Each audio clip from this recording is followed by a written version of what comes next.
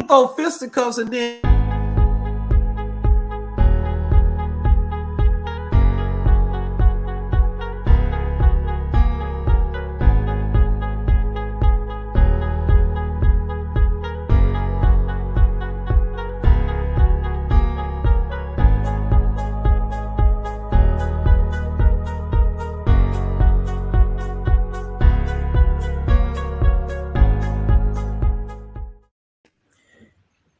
All right, hey, yeah.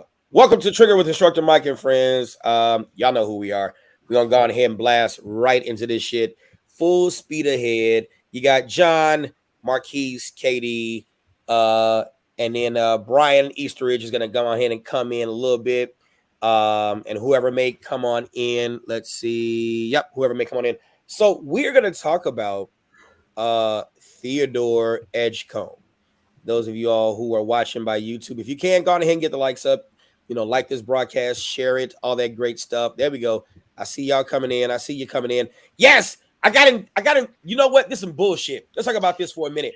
I'm in Facebook jail already. And I didn't do, I swear to, no. Hey, this time I didn't. Okay, so last time I was in Facebook jail, I showed a picture of Gage Grosskreutz during the trial, getting his arm, you know, what happened with his arm, right? Okay, so Facebook spanked me. This time, I didn't do anything but advertise my classes like the way I normally do.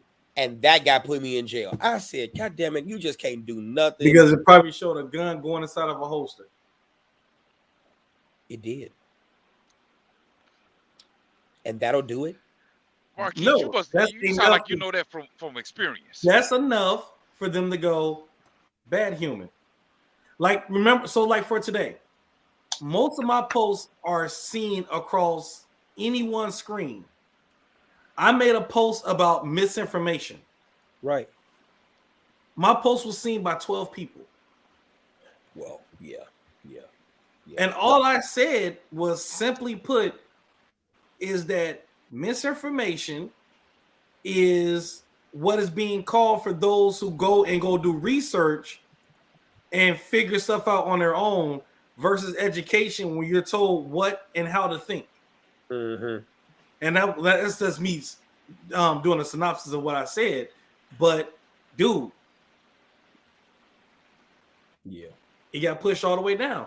Facebook ain't playing games. If you're not thinking the Facebook way, you finna get hit. Yeah. Which is misinformation. Yeah. You know, and I'm like, I didn't do anything but, like, the last advertisement I put up was an actual, I guess because it had an orange tip, it was like a toy pistol. I don't know, man. No, but the last one I put up there, it was no issue. I'm just sitting here like, look, I don't know. That was weird. What did they send you to say that why they kicked you out? No, they didn't say. Usually they label it. They didn't label it this time. They just bad boy. That was it. I'm just like, all right. And there's people who got shooting videos. Yeah. And it's like, yeah, they know who they messing with. Man, people getting shot on videos. They chick that busted that window out of their car, and they chick got out the car and lit her up. Yeah, you got a video right now where a dude snatches a wig off his girl, and his girl calls him all types of B's and smacks him in the face. Yeah, that was domestic.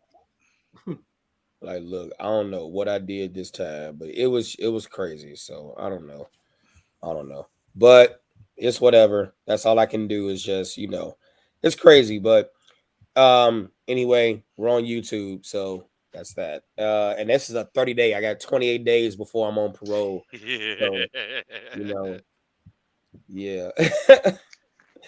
I just came with Facebook. I really can't. You gotta start packing squares now, bro. It's awesome. Man, put something on your books. Let's get these Newports going. Yeah. Get some money on the books. Right. Yeah, we gotta put some money in your commissary, bro. Hey, Christine, hi. Hey, man, I need some of that hygiene first. Get your hygiene first. I need some of that homemade hooch. And them little Debbies. Hey, while you talking, I know how that shit's made too. I used to be a CEO. Oh, I know how it's made. So how many chocolate milks? How many bars of soap? All right, y'all. You said once you're on their radar, if you sneeze, you're banned. Yeah, Christy, that's a shame because So I don't know, but it's all good. No crying, no spilled milk. It's all good. Let's keep going. So let's talk about it. We're talking about Theodore Edgecomb.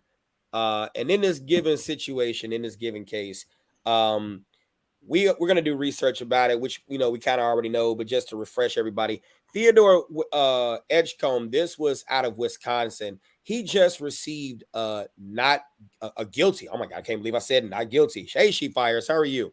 He got a guilty verdict today of a first degree reckless homicide case out of Wisconsin, Milwaukee City and County, where he was said to, matter of fact, I'm gonna show you all the report. I think that would probably be the best way to show you all this. Long and short of it, on Tuesday, September 22nd, 2020, in Milwaukee, Wisconsin, he recklessly caused the death of Jason Clearman, under which the circumstances, I guess it was a Class B felony, sentenced to a prison term of 60 years. Long and short of it, he was on bail already for a weapons charge. And he got into a road rage incident. He was on his bike, and the victim in this matter, Jason Clearman, and his wife, Elaine Clearman, I think that's her name. It went someplace, had fun, had something to eat, whatever the case may be, drinking. And so Elaine drove, Jason was the passenger. Somehow there was a road rage incident where the bike had impacted the car impacted the bike, and there was some words exchanged. The defendant in this matter, not Jason, but I almost called him Tyrone. Theodore. That was wrong. Theodore thought he heard Jason say something to the effect of, "Hey, I'm talking to you N-word." And so if in fact that was the case, which there is no evidence to suggest that this was done, is basically in the court of law, he said, she said, Theodore punched Jason in the face and then rode off. Well, Jason, having been punched in the face, then tells his wife, "Go after that guy. I want to talk to him." And his wife drives in that direction in a rather hurriedly fashion. So we talked about this previously before, that you cannot be the aggressor. Brian with a what? Changed it up. Yeah. What's up, Brian? We're talking about Theodore Edgecomb, if you know the case we're talking. Okay, so let me roll it back. I got a new light. Does that work? Is that better? It does. It does. No, Mike. Very soft. Oh, thank you. When I came, I got a face made for radio, bros. So yeah. When I came in the studio, I could hear you like waxing intellectual, and unfortunately my headphones were turned up real loud. That's why I went like that. Oh, so no one saw it because I didn't bring you in until after you did that. I saw you in backstage doing that. No one saw it. It was not me plugging my ears in in displeasure. I was just loud as hell. So You're fine. Professor Cake says, "What the hell is going on with Wisconsin? So many interesting cases coming out of that state lately. Rittenhouse, Edgecomb, Halderson, who chopped up his mom and his dad, and then the dude who ran over people at the Christmas parade. Wisconsin is starting to be your Ohio, because if you know about Supreme Court cases, you got Mapp versus Ohio. What is it? Oh my God, I forgot the other cases. What's the other case? Ohio versus Rayner. You've got there's a few other Ohio cases. Ohio is like ground zero for constitutional violations. I think I said Mapp versus Ohio already. I can't think of the other ones. I'm sure it'll come to me later. But neither here nor there. Let's go ahead and get with this because this is going to be an interesting case. So Theodore Edgecomb, he is involved in a road rage incident on September 20th, 2020, where I think it was Jason Clearman and then his wife Elaine was in a Kia Soul, and Brian and not Brian, but Theodore was on a bike. Somehow I don't know or it wasn't clear, or I didn't pay attention to, either the car impacted the bike or the bike impacted the car. Either way, it's a road rage. And then it was stated that Jason, who's the passenger in the vehicle, allegedly said something to Theodore, who is a male black, something to the essence of, I'm talking to you N-word. There's no proof to suggest this ever took place. It is clearly the defendant's statement that this took place. And he came back and said, well, what did you say to me? You heard me, you know, whatever the case may be. And then Jason, not Jason, but Theodore on the bike hit Jason in the face. And so then he rode off. Then after he rode off, Jason, having suffered the blow to the face, then tells his wife driving, go after that guy. I want to talk to him. Now, this is the wife's words of what he allegedly said. We don't know if those were the exact choice words or not. So this is just how the testimony in the trial came to be. So we see the video pod camera showing the Kia Soul, you know, speed around in a hurriedly fashion after Theodore broke contact and withdrew. Now, those of us, you know, we talk about this all the time about the aggressor statute. Every state has an aggressor statute that if you are the aggressor, you cannot claim self-defense in using force unless you withdraw. And then there are circumstances that rise to the level of you being able to then claim self-defense because you broke contact, you know, stated, I'm sorry, my bad, and gave that person a chance to recognize that, call the police, do something else. And then after that, then they try to hurt you. Now you can reactivate your self-defense stance. And so long and short of it, Jason and his wife catches up with Theodore. Theodore hops the curb with his bike. Jason runs towards Theodore, something to that effect. And then a little, very small words are exchanged. Theodore takes out his gun that he was not licensed to have. Okay.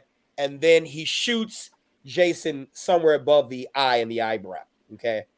Yes, go.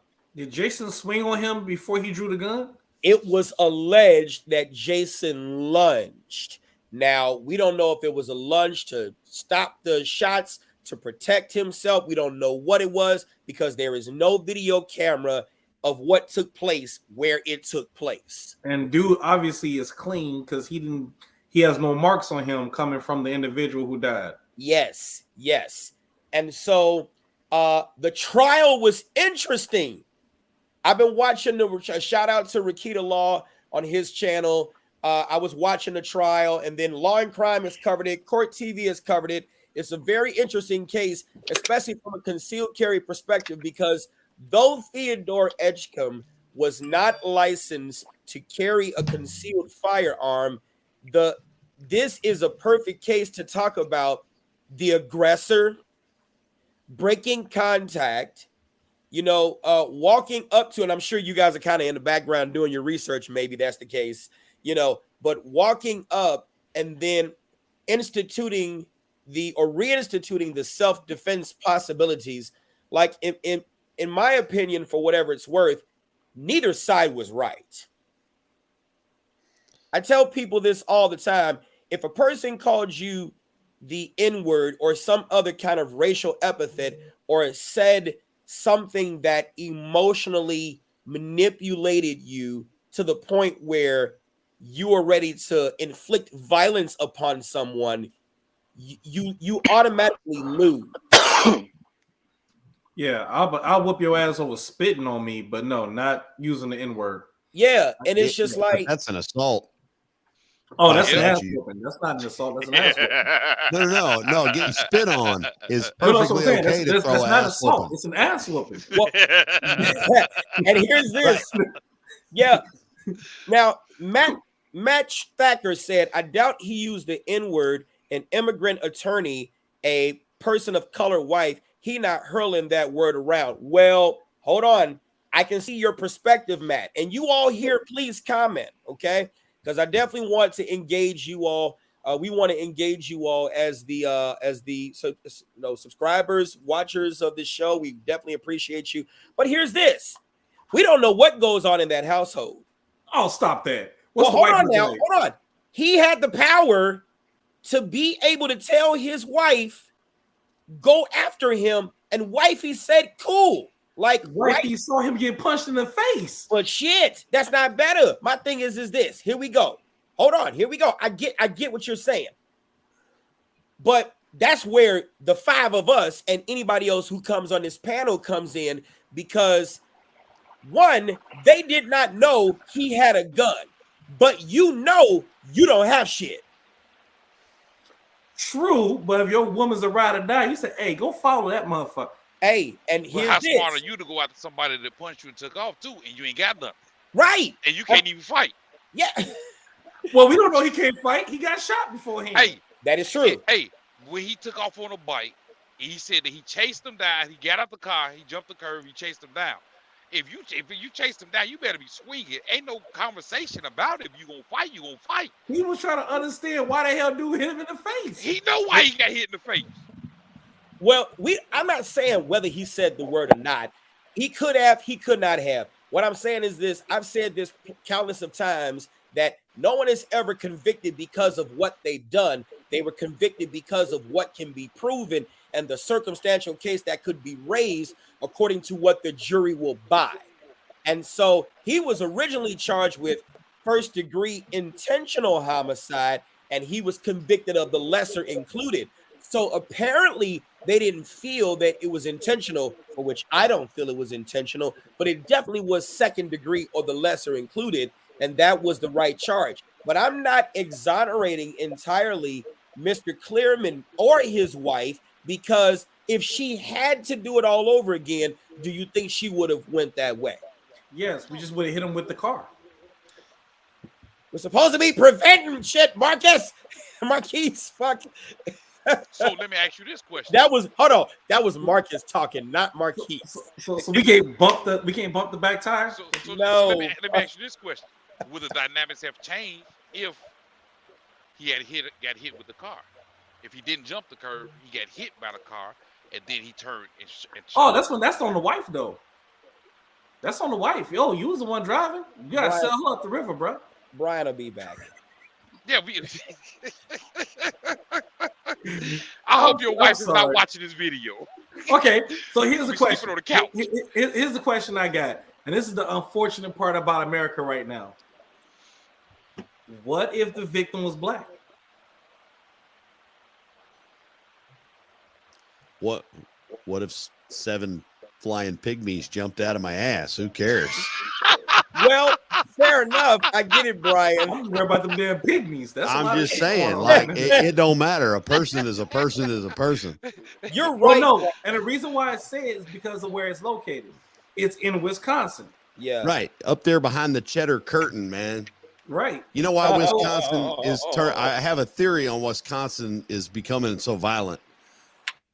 I don't know. Have you ever had like an aged cheese? It's horrible. It's terrible. All them people been eating cheese. They're plugged up. They're angry. So no, I'm kidding. They violent because of the Green Bay loss. Yeah, that. I was about to say because technically they don't have no real imports because everything is stuck at the border.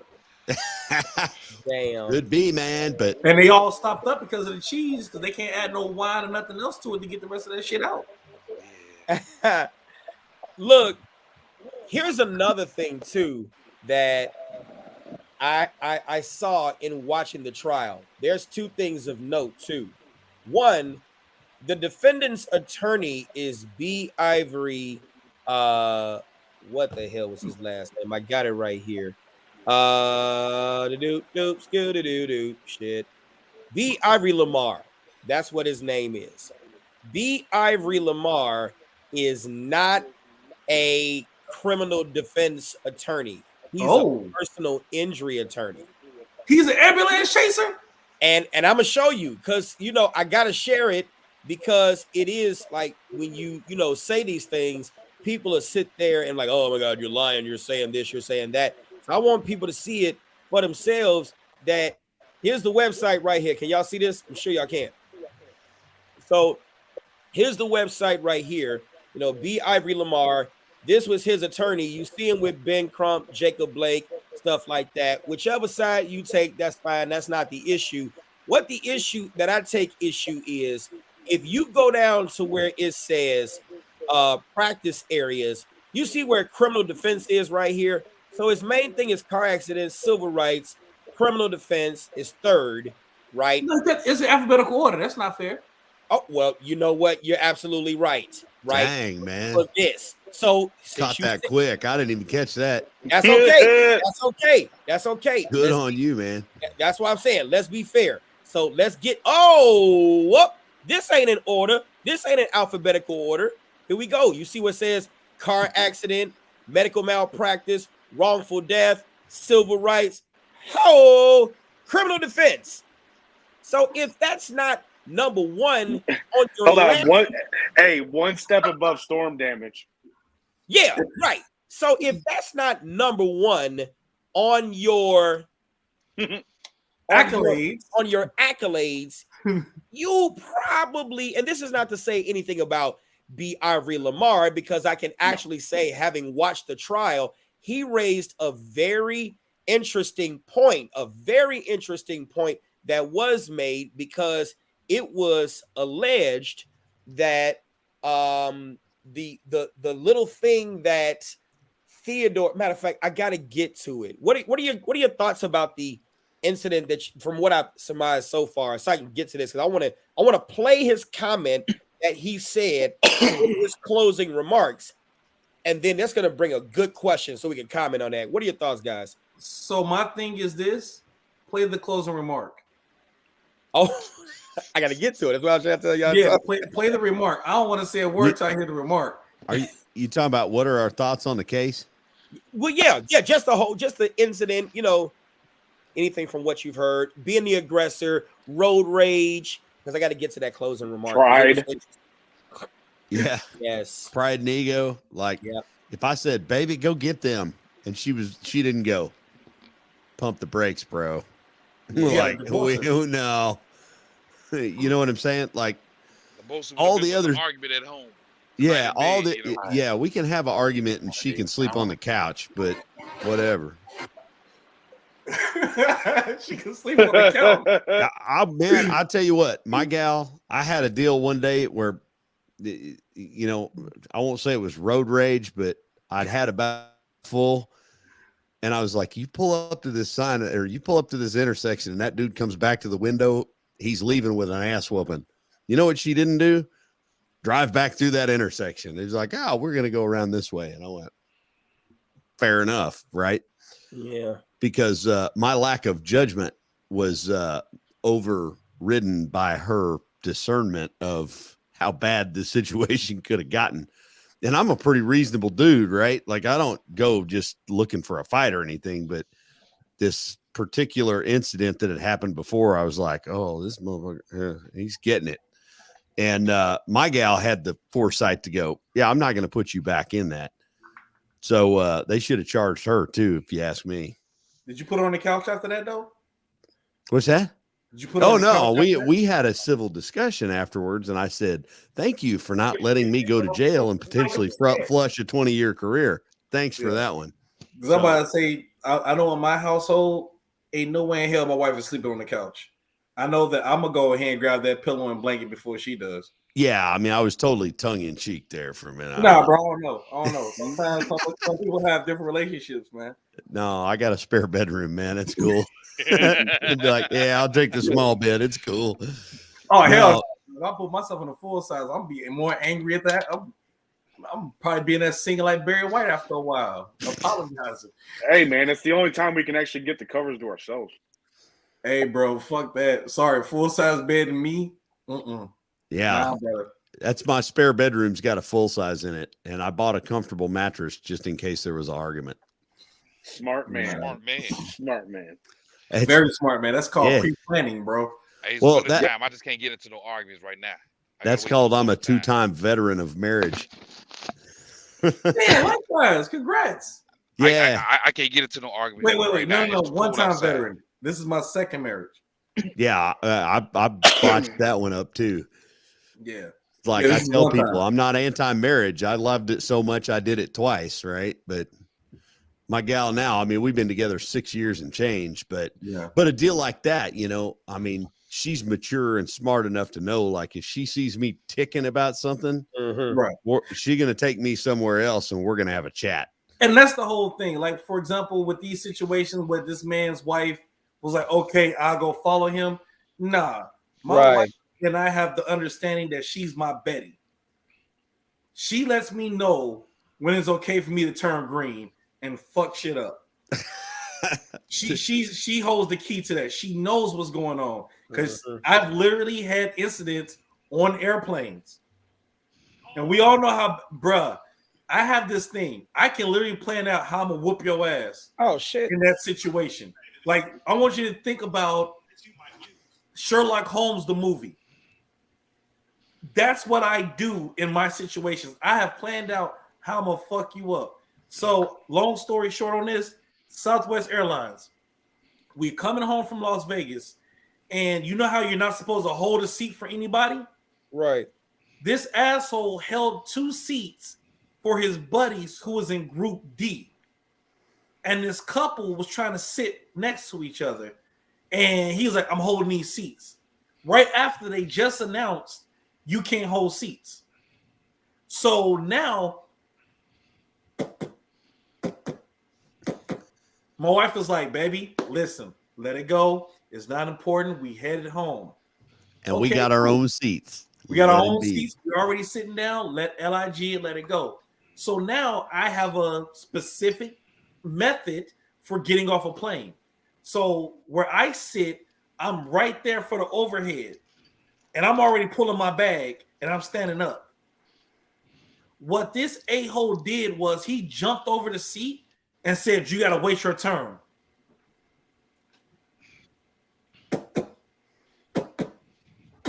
The same a-hole who had his buddy hold his seat is now telling me etiquette on how to get off the plane. So my wife looks at me and I said, no, don't worry about it. I said, because simply put, if I was actually upset, I would grab his buddy right here and smash his face against his buddy who's sitting next to the window. Then when he gets up like he gonna do something, I'm gonna drag his ass on the back of his collar and put him on the ground and stomp on his face because we're already in Chicago. Right. Well, take a little piece of advice from the police. Wait till you're out of the airplane to do it, because then it's not federal. I concur. And that's why my wife comes in that, because she's my baddie. She reminded me that this plane is too small to turn green. So unfortunately, my man who died, God rest his soul, he didn't have a Betty. He didn't. What's up, Key? Hey guys. What the hell type of view? I'm sorry. I'm doing a lot right now. I just got back in. I don't want to know what's going on behind the camera. The defense attorney reminded me of Jackie Chillis. It's lewd, lascivious, salacious, and outrageous. Yes, that is definitely this, bro. What did I miss? So we're talking about Theodore Edgecomb. Let me go on ahead and bring in this, and Jacob's going to be here shortly. Go on ahead and bring in this and see if we could listen to some of this closing argument in this trial. Somebody could be scared. Somebody could be fearful of their life. Somebody could, especially as an African American man, like we still have issues in this country. I mean, listen, we talked about the case. He talked about he believed he was hunted down like a Montgomery. He talked about the George Floyd and being taken into custody in an unfortunate situation happens like something. He talked about that in his testimony. We still have work to do. Now, the state, he also testified that he set up a GoFundMe account, that there was a GoFundMe account set up, and that he was trying to get a lawyer. They said, well, couldn't you just call one of your lawyers? Just because you have a lawyer on one matter, this is common sense. Use your common sense. Just because you have a lawyer on one matter does not impute an obligation for them to accept you on another matter. Anybody getting a repetitive echo? Yeah, he called lawyers. A little bit. They told him 50. Yeah, Mike, mute your microphone. Mute my microphone. I don't think I would be able to mute it, because if I mute it, no one gets to hear. Oh, that's right. Let's try it. Here we go. Y'all can't hear, can you? No, you're not playing nothing. It's not playing it. Y'all see how that works? If I mute it, the whole thing gets shut down. Oh man! Turn my mic down on StreamYard. Let me turn it. Let me see if I can. We got to get you a mixer, man. Oh yeah. Let me turn it down on YouTube then. Wait. No. Okay, so physically mute your mic on your computer. I did. Because it doesn't affect the speaker on the stream. Is that better? No, we still hear you. Nothing's playing. Just play the clip. Okay. to $140,000. That was the testimony in this case. Perfect. So just having a lawyer available doesn't mean you have the resources to get one. He was scared. He talked about that fear. So the consciousness of guilt stuff, that's a distraction. That's simply a distraction. If he's not charged with, just running, he's charged in this case with murder. If you want to charge him with battery, go ahead. You want to charge him with obstruction or whatever you feel like the appropriate charge is for not being available or turning yourself in for 6 months, do so. It's not murder. You got video evidence to make that decision on. Thank God for video. What? Look where Mr. Edgecomb is when there is video. He ghosted for 6 months. So nervous on this thing. He thought that the video itself should be enough. You see it with officers all the time. I thought it was a gun. It turned out to be a cell phone. But we understand it was reasonable fear. Oh, he looked like he was reaching for something. It's the same look.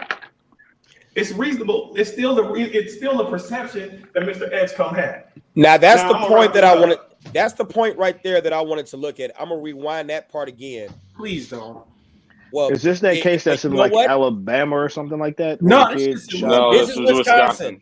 But this is something that's important to talk about, and then I'll play that one part and then make the argument, and then we can discuss, because there is something worthy of discussion, especially for concealed carriers. I'm gonna play that one part here. It's reasonable. It's still the perception that Mr. Edgecomb had. Oh shit! Now I'm gonna wrap this up.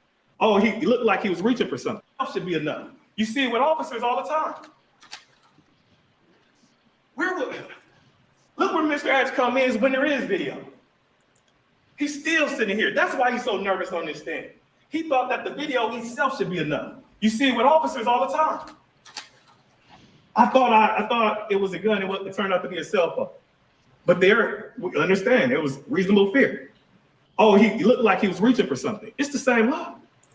Now, set aside the opinions you may have of him and his arguments, and let's look at that one argument. Reasonable belief and cameras, because that's the one part that I pulled. I watched the whole trial, and we can talk about this case, which is definitely going to be something to talk about, but I had to extract that part of reasonable belief and reasonable fear, reasonable suspicion. And he does make an interesting point, if not about this case, for the believability factor of a jury. You think about it, police officers are, granted, there is a difference. Police officers are called to incidents and they on-view things, see things, respond, are compelled to act by law. Get and that. They don't swing first. Huh? And they don't swing first. Well, that's not Sometimes necessarily true, because cops do swing first. Yes, in fact, matter of fact, cops do swing first. In fact, that's not the cases we talking about. Well, I ain't. But see, here's this.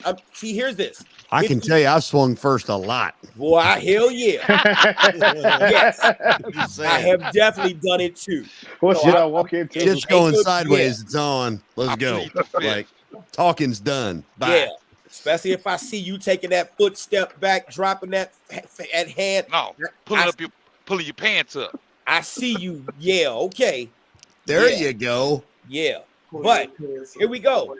That's for the police. But if you look at for civilians, right, we'll go to Illinois. And I wish I had the statute for Oklahoma, Brian. Maybe you can help us out with that. But in Illinois, 720 ILCS 5, section 7-1. In one's personal defense, you're authorized to use force when and to the extent that you reasonably believe that your conduct is necessary to defend yourself against such others, imminent use of unlawful force. Imminent being an adjective, meaning that it's about to happen.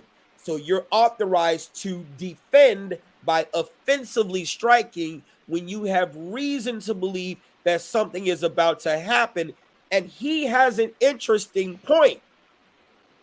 He has an interesting point that police officers are allowed to make that statement all the time and make mistakes that I thought he had a gun. I thought he had this. I thought he had that. He was acting in such a manner that was suggestive that he was going to pull a firearm. And some will say, don't speculate. Is a firearm at play? No, a firearm is not at play because no firearm was recovered from the scene. But he was acting in a manner that was consistent that he was about to pull it. And I have no proof to be able to show that this actually occurred. So how do you defend against that in court? Yeah, but I mean, obviously the guy was shot, so there was a firearm present. No, we're not talking about this case. I'm just extracting from that case this argument because unlike the police who have body-worn cameras now, right? It's hard to extract us that little piece, though, because there's so much context that goes into everything else. Okay. You know what I mean? So like Theodore, you know what I mean? Theodore lawfully should not have had a gun on him. True. So that argument is actually invalid because you used a tool you weren't even lawfully allowed to have in your possession. Let's move the goalpost. He ran to that area and it was a gun on the ground. Playing devil's advocate. Now there's a weapon of opportunity, but that's context. You see what I'm saying? That's context. A weapon of opportunity, picking something off the ground, it could be a baseball bat. Okay, yeah, you picked up a baseball bat. It was a weapon of opportunity to defend yourself. Right. But it wasn't also physically in your possession. And that's something that could be lawfully owned or just could be anywhere. So let's move another part of this goalpost. He's a valid isn't a damn word. He's a licensed concealed carrier with a permit lawfully authorized to carry that gun. So he's authorized to have it. So so he was the original aggressor. You saw the video, didn't you, Mark? But I saw the video. I didn't. But he left. So he removed himself from the area. Obviously, a guy in car's pride is hurt. You know what I mean? His balls have shriveled up inside of his stomach because he got popped in the mouth for, you know what I mean, mouthing off or whatever the case may be, acting tough in front of the wife. So now his pride's hurt, so now he's going to go chase him down. Well, I mean, again, you're still in that gray area. There's no definitive line that you could sit there and play because, yes, one side's still going to play that Theodore started it. The other side is going to play that it was self-defense, you know what I mean, that Theodore, you know what I mean, ran away and came back and then got re-engaged. And so everyone's always going to try and use the gun, you know what I mean? The gun, he didn't have no reason to shoot him. Didn't have no reason to shoot him. The guy didn't have a weapon. And again, everyone's skills are different. Obviously, Theodore didn't have the skills other than the tool that was inside of his belt, whether it was lawfully owned or not. That's the tool he had, and he decided to deploy said tool. Well, he punched him first, so he had them tools. Marquise, what did you see? What's your thoughts? That don't mean he's got tools. Anyone could get sucker punched. What was the gentleman who was shot name is what? Jason. Wait. Jason approached him like this. Okay. So there's no context to that. I thought he had a weapon.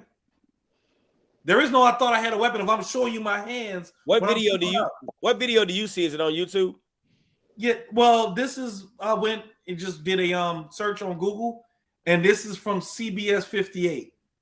Let me look that up because if I can pull that, we can look at that. And they even slow it down when he runs up to Theodore. He runs up like this, like wait, with his hands up.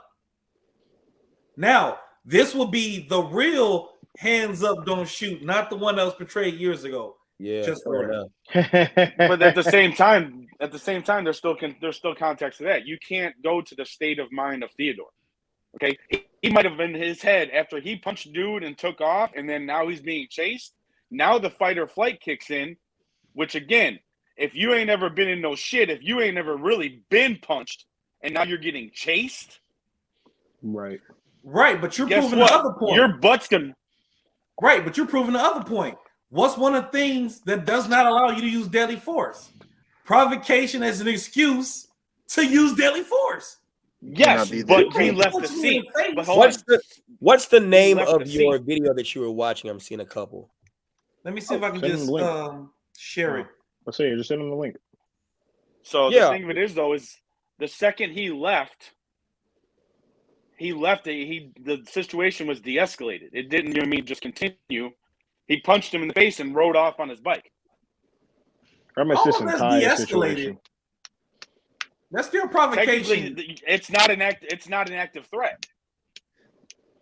You punch me in the face. Guess what? A robber breaks in your door. A robber kicks in your door and then turns around and runs away. He still provoked you. You still get to shoot him? That's not provocation. He hit a door. He didn't hit me. Okay, well, if you're standing behind the door, he hits the door. They'll slap you in the face, right? Listen. Someone kicks open a door violently. You have no idea what their intentions are.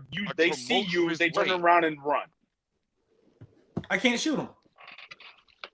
That's the second reason. Fleeing. Well, that's what he was doing. He was fleeing. He didn't, but he punched me in the face. It don't matter. There's your pride talking. That's your pride talking. And that's what happened to do. No, my pride will run his ass over with my car. But that, again, that's where Betty comes into play. It's still your pride. No, honey, you cannot run people over with your Yukon.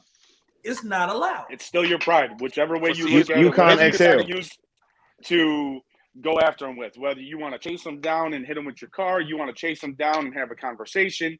This incident was dead. He punched you in the face. He took off. Now, again, whether you agree with it or not, you know what I mean, is irrelevant. Pride comes into play if you're chasing him down. Now, upon chasing him down, Theodore now realizes I'm being chased down because of the shit that I did. Oh, shit. We got to play this video. And it all depends on Wisconsin law. Maybe Wisconsin law doesn't say you can punch someone in the face and run away. Maybe Wisconsin law is different. You got to think about it. We just went to Wisconsin law with Cal Rittenhouse. Not the same thing. Happens in jail. Happens in prison all the time. Punch you in the face and then you're done. Fuck. You serious? All right. Not that video. Keep talking, y'all. Got to switch screens. It happens. That's the way it was back in Hey, are you guys saying that? I'm sorry I jumped in late, but are you guys saying that the initial aggressor attacked a civilian, attacked somebody, and then they broke contact? They broke contact. Then the victim of that attack continued. Then if that's the case, then the original, what would have been the victim, now becomes the aggressor, and then he's no longer covered under the indemnity, under the use of force laws. They didn't see that. Well, yes and no, because yes and no on that one, Jacob. The only reason why is because he wasn't a lawful carrier of a firearm.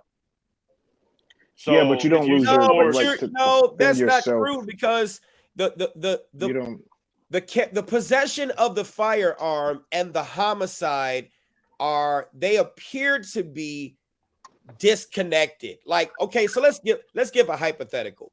And I know you like to say that, there are no absolutes to contextually based questions or ideas. But one of the things that the United States Supreme Court loves to do in its when people make oral arguments to the court is they love introducing hypotheticals. So let's throw a hypothetical out there. Let's just say there's a person who's convicted of a felony, who has a fire, who is involved in a situation. He didn't start it, but shots are fired, and then happens upon a firearm that is on the ground, and shots are still being fired. He sees someone, comes towards him, picks up the firearm. The guy looks as though he's trying to kill him, right? Because of the excited nature of what's going on. He picks up that firearm, shoots him, in what he believes to be self-defense. But then there's context to that. You're picking up a weapon of opportunity over carrying a firearm on your person. You're going to have to prove the you're not reasonable. Supposed to be. You're going to have to meet the reasonable person standard.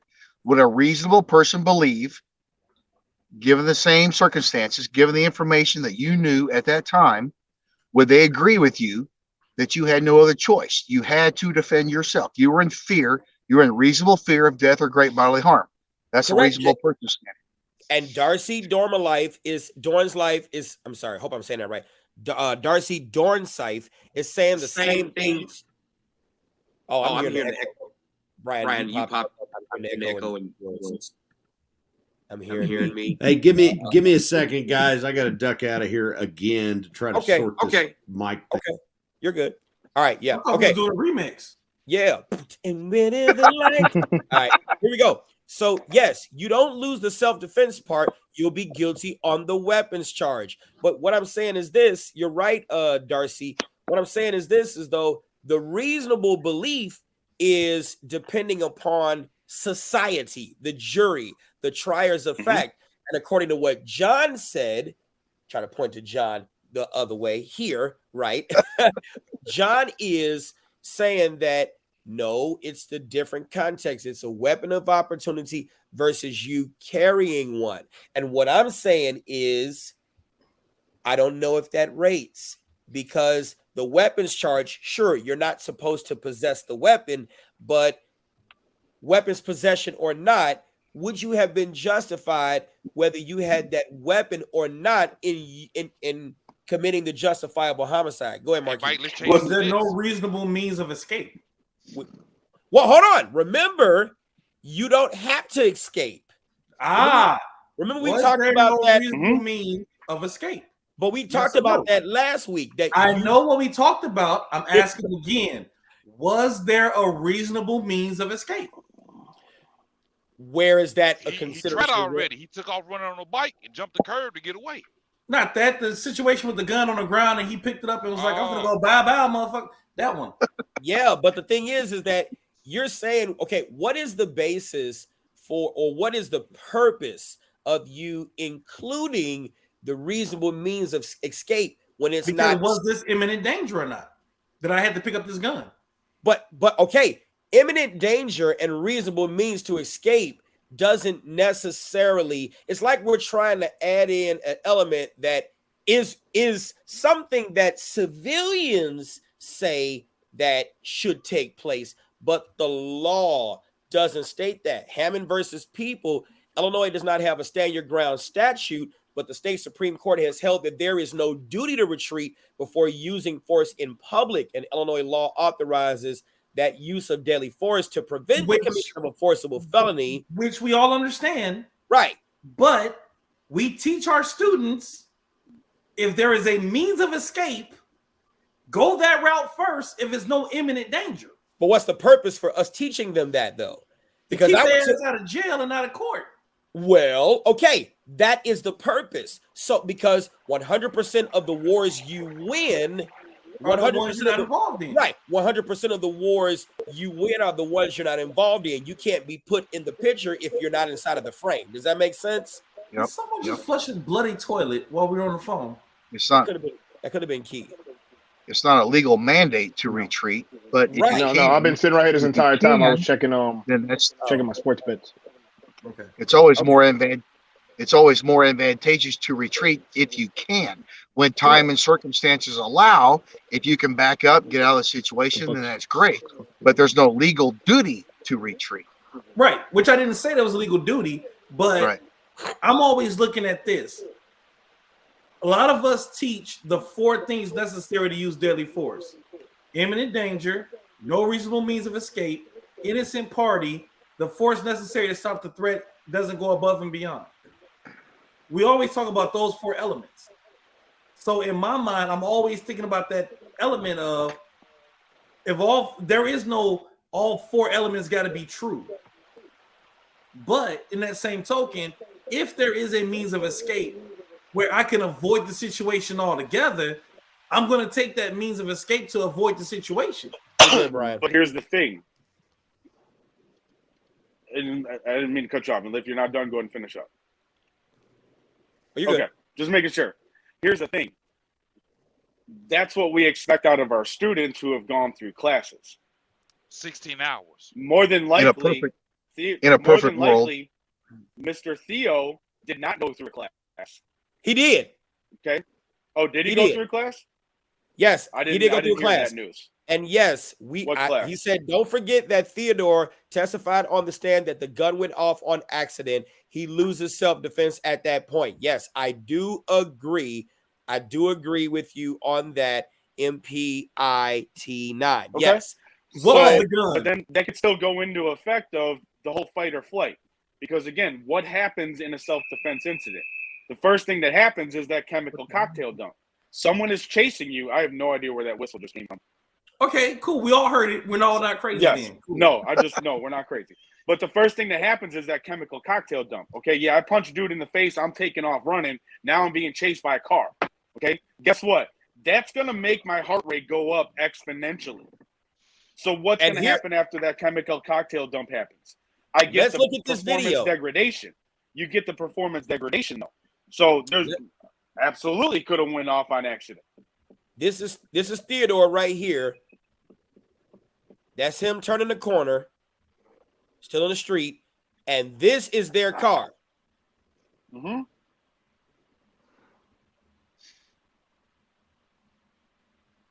So he already knew that they were coming. So he was already shit his pants. Let it play out. So who shoots who? Because I missed it. He's still biking away. And look at his hands. I can't see that far. You got hold on, y'all. Hold on. I can't see it. Oh shit. We're gonna rewind it from the beginning. Let's watch. So dude on bike punched somebody in the face and then rode away? Yes. Mm-hmm. He was riding dirty. So who's got the gun? Who gets shot? Theodore's on the bike with the gun. Theodore is on a bike, punched somebody, rode away. He's got a gun. That's him right there. Okay, that's Theodore. All right. Hands extended. Oh wow. Hands are extended. Hands are extended. Yeah. Like how long is it? How long? Nope. You're in. You guys heard about the 21-foot rule. It's not a rule. The reactionary gap. He's right there. He's within almost arm's distance away, right? Yeah. He's up against the wall. He's got his hands up. I'm talking about dude that got out of the car and charged the dude. Yeah, but Theodore's up against the wall. But look at how much time he had to even react. Theodore's up against the wall, so he don't have any way to back up anyway. Well, dude jumps out of the car. There's a alley right there. He's in his bubble. He's in his. But he's not in an alley. He's up against the wall. He's in his reactionary. Who's up against the wall? That's a wall. From the picture that I see, because everything I see is blurry as fuck. Yeah, well, me too. You just need glasses. That's all. Is that a wall or a gate? No, that's the video. Look like he didn't have much time to do too much of anything. We don't. Okay. The video being what it is, we really don't know what his other hand was doing. And though it does appear that hands were up, that a hand was up or something was up, we don't know what that other hand was doing. Hey, Mike, let's just cut the bullshit. If I'm on a bike and I just turned the corner, I had that much distance. When that guy got out the car, she continued to follow him with the car. I'm gonna be scared shitless. I'm just be honest with you. Yep. That's just what it is. I'm gonna be scared shitless. There's my point. But you're be scared shitless after an incident you caused. But hold on. But we don't know what was. But the incident was already dead. We don't know what was said between him and Theodore and the passenger that caused him to hit him. What? You just said that out loud. You don't know what was said that allowed me to hit somebody. I said we don't know what was said that allowed someone to be hit. I'm saying that made him hit him. We don't know. I want you to say that one more time slowly, KD. You don't know what was said that made that dude hit the other dude. Marquis, people have got hit for lesser charges, for lesser things. Okay? What I'm saying is, regardless to what happened prior to them taking off on a bike. All right, let me read to y'all. There was an issue between those two. just give it. We don't know if the car got too close. Have you ever bicycle? Have you ever rode a bike in Chicago, Marquis? Mm-hmm. Okay, so you know that you got a bunch of butthole ass drivers out there that ride up on a bike and damn near kill you. I ride a motorcycle in Chicago, same thing. Yes, I will say, at times I have seen some people get their mirrors broken off. I've seen some people get hit in the mouth because you have came as close as to sneezing on a bike too close. So regardless of what happened before, if I take off and I have that much lead away from a car, and someone jumps out of the car and I jump over the curb and the car keeps on going, I'm going to be afraid. I'm going to be afraid also. Right. Because I don't know if he got a gun in his car. I know what I may have. That's I don't true. know what he got. It goes both And ways. I'll jump in. Face, so I need to be ready. And I'll jump in with this real quick. Obviously, everyone's saying, okay, it was a staircase. Okay, so it wasn't a wall; it was a staircase. So a staircase of what? Is that his house? Does he know where that staircase goes to? Someone said why didn't they throw a bike at him? Here's a reality check for everyone. Okay, and this is all listeners. You guys can like it, not like it. At this point, I don't care. I'm going to say my piece on this one. Until you've been in a self-defense incident where your life is threatened, you have no idea what the hell you're going to do. I watched the boldest of squawk-swole diesel mofos, all right, be in the military, and a bullet whizzes past their head, and they're sucking their thumb in the corner. And then the littlest of nerds will jump on a grenade to save a brother or a sister. You have no idea what your fight or flight response will be, how you will react, your thought processes that go through your head, the emotions that roll through your body. So to sit there and say, why didn't he do this? We can all pick apart everything about what he didn't do, what he shouldn't have done. At the end of the day, the law is the law. Okay? But that's not, that's not, I can't, I respect your opinion, but I'm going to have to. We can agree to disagree. Well, but and see, the thing is this, purpose. and I feel you on the self-defense portion. I feel you on self-defense, not self-inflicted self-defense. Yeah. There's a huge and I'm not difference. condoning what he did. I'm not condoning what he did because, like somebody said, KD's looking for an excuse. No, I'm not defending him. Okay, there were certain topics that were brought up before other people got here that led us to this point in the conversation. Okay, so if you're gonna chime in the middle of a live and not obviously heard the whole conversation, then what basis do you have to sit there and say KD is looking for an excuse? Not an excuse. I'm just saying, from what we can see here, I would feel that same way. Now, what he did is wrong. He should have never hit the guy. Absolutely, he's completely wrong. And we could go back and be. And this is where we said both sides are wrong. Right, we could be in hindsight and be smarter than Einstein. Yeah, he shouldn't hit the guy. Okay. Yeah, they shouldn't have had arguments. But what it is, from what we see here, according to the law, what you read, to me, it looks like he withdrew himself from the initial contact with the amount of space, the distance between them, and now the driver, the passenger and the driver, that vehicle becomes the aggressor. And then the thing was, here's another thing too. He did not take himself over there. His wife drove him over there. And so this is my whole point behind saying this, right? We don't know what was said between them in the beginning that caused him to react the way he did. And I fear that we are in a culture where we are trying to take away the power of words. And I got to look at Texas versus Johnson, which is a 1989 Supreme Court case where the United States Supreme Court redefined the scope of fighting words doctrine to mean words that are a, quote, direct personal insult or an invitation to exchange fisticuffs. Yep. Whether you agree of the visceral nature of that N-word. Now, I don't consider it to be visceral because it doesn't affect me. But that may not be the case for other people. And if it is in fact the case that those words were said, remember, No one is really ever convicted on what in fact actually happened. It is what that could be proven. It cannot be proven that he said those words that invoked Theodore to hit him in the face or strike the car. But what can be proven is if in fact he did this, which it could have been the case, he broke contact. So at first he was the aggressor. Then he broke contact.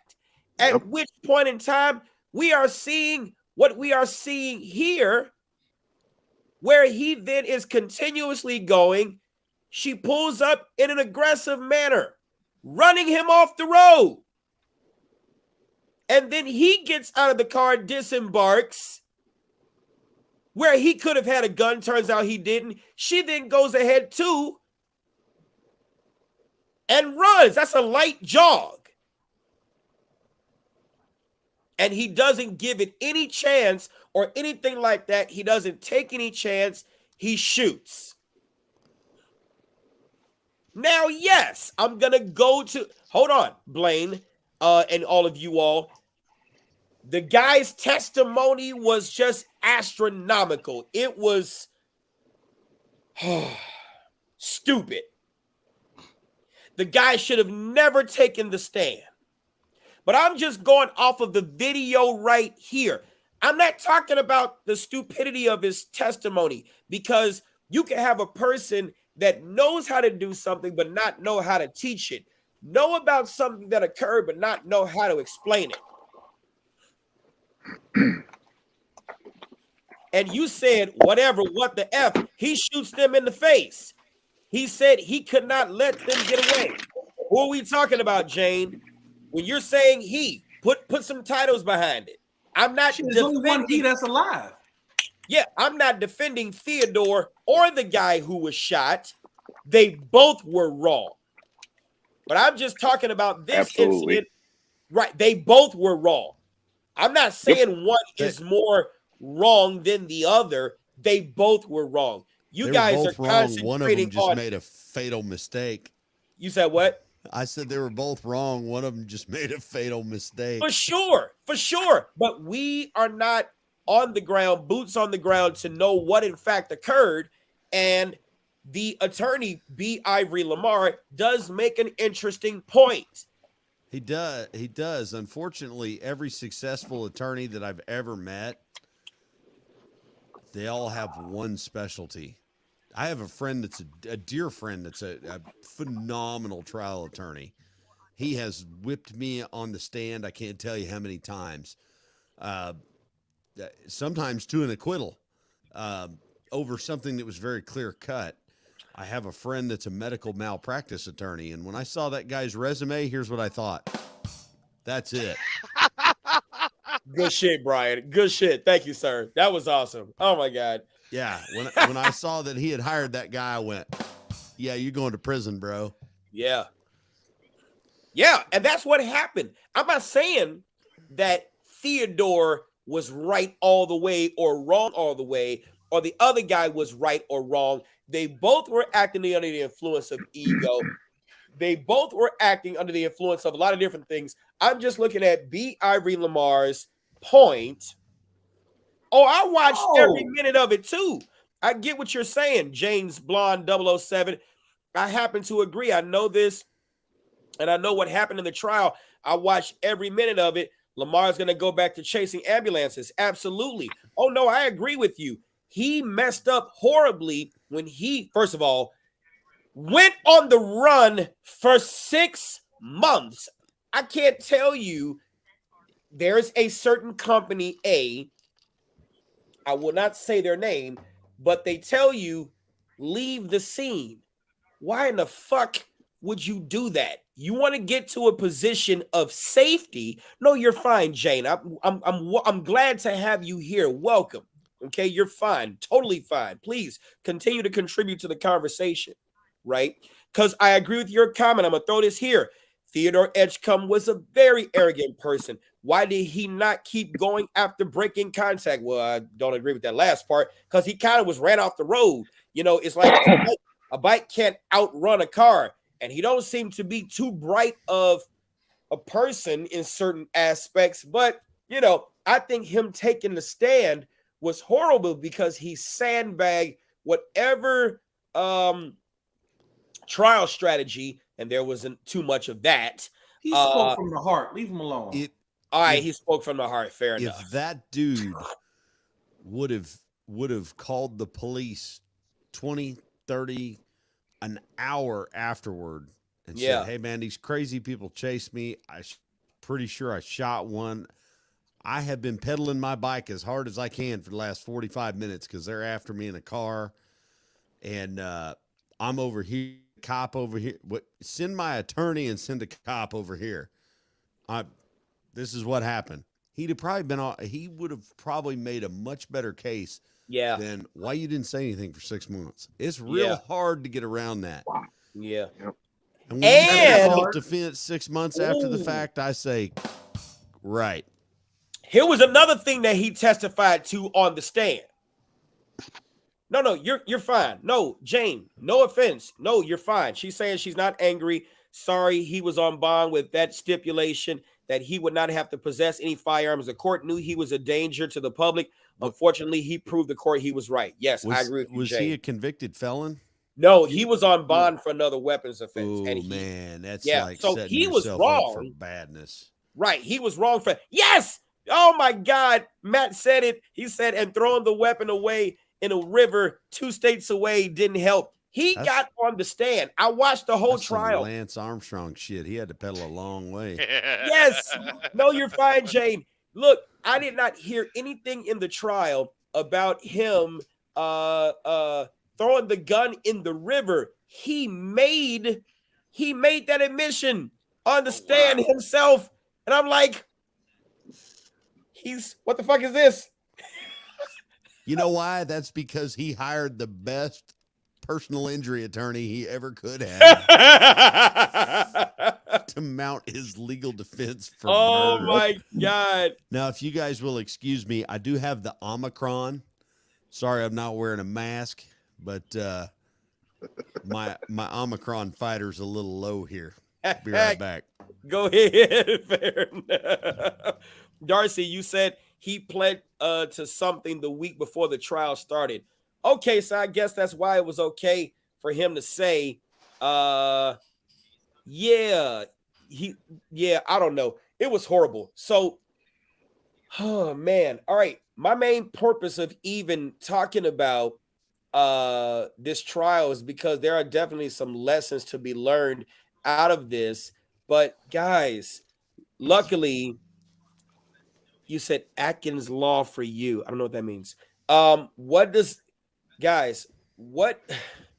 do we go on Amazon and do we buy body cameras, y'all?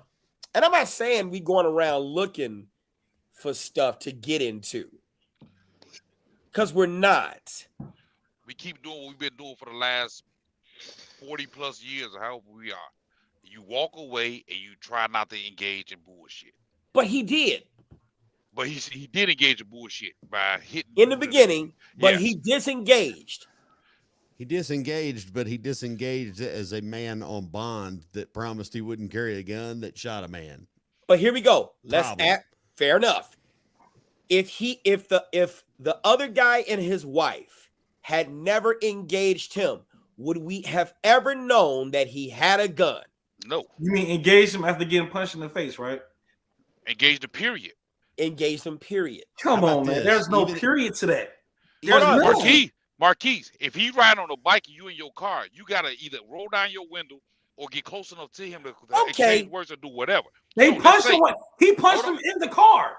He punched him when they stopped though. So that means that you engaging. If you kept riding, if you kept driving, if I'm sitting on the side of your Yukon and I'm on a bicycle and I've had words with you, I spit on your window.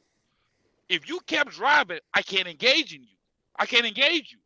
If you roll down your window and I punch you, I engaged you. Why? Because you stopped and you rolled your window down. I'm already on a bicycle. Even though I was an asshole for spitting on your window, I might be spitting on your window because you got too close to me on the bike lane. Or you was riding the bike lane.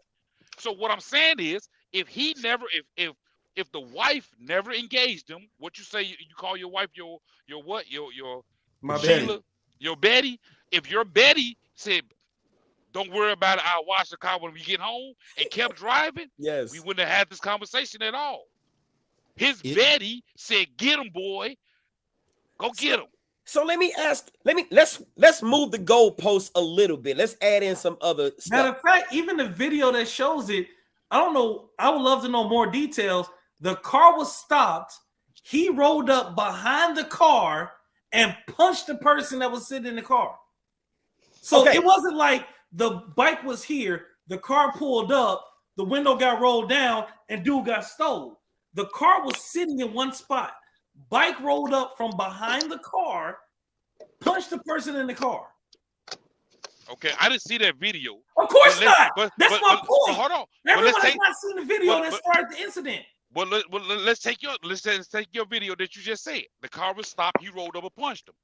Who's to say that a block back, that Betty wasn't driving in the bike lane and almost ran him off the road, and he rolled up and punched the shit out of him? It happens, Marquis. It does. It does. It happens. If you ask bicyclists, it does. It happens. Now Bro, here we go. It's the reason why we carry on a motorcycle. We carry a get back whip.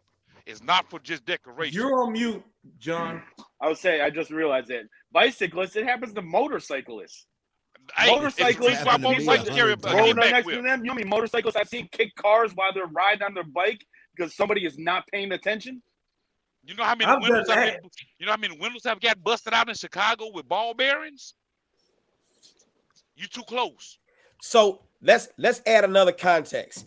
Let's just say the wife drives towards Theodore, and the victim in this case jumps out of the car like he did in the video. We saw that, right?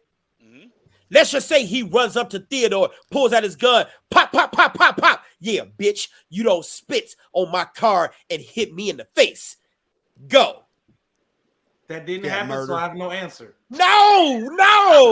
Now you want to say I have no answer. And what I'm saying is, if it wasn't good for the other guy to use his gun, it's not good, but they're both wrong. Whoa. Yes. Nothing I said had to do. When have you heard me say anything about the use of the gun? No, I added that. What I'm saying is this. Here we go. So, because guy gets punched in the face. Huh? The whole deal, you have two separate incidents that on their own are completely different, right? So you have an incident at the car before all this was filmed, right? That incident just provides context for the secondary incident. Right. That incident in and of itself is its own separate entity, right? It's its own separate thing. Yes. So you really can't use that to justify what happened in the secondary incident. All you can say is, this happened. This dude rode away. Now these people are chasing him. So there was a conflict there at the first part.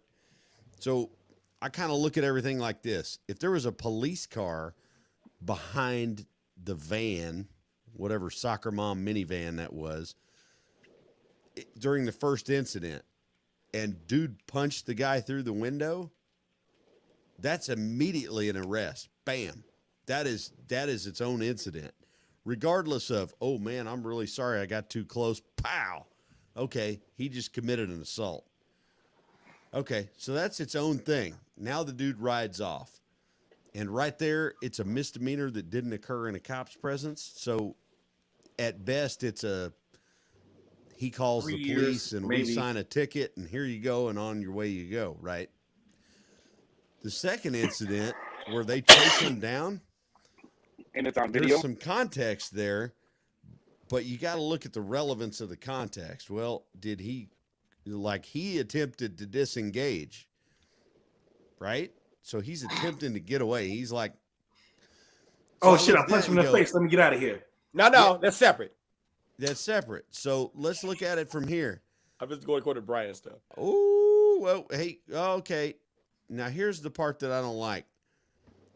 See where dude gets off his bicycle right here? Like, I'm sorry. I mean, I ride a bike for a living. Ain't hard to get away. So, do you have a duty to retreat? Nah, maybe. I would. Well, we can't manufacture a duty to retreat. This is in Wisconsin. Right. And I don't know what their statutes are. Right. But I can tell you it's not a good look when you go on the lam for 6 months, toss a gun 2 states away, and when you're on bond for whatever charge you were. And then that's the fourth incident. That's something totally different from all there of you these. go. Yes, the Hell fourth incident. no. How, Marquis? This is an incident right here when she pulled up, he jumped out, and the car comes at him again. The next incident is he pulled out a gun and shot him. The next incident is the fact that he went on a run for 6 months, tossed the gun in the river, and got caught in Kentucky and gave him a bogus name after shaving all his facial hair and manscaping. So this is all piecework. This is all the totality of the circumstance, right? Right. You review each incident as its own thing.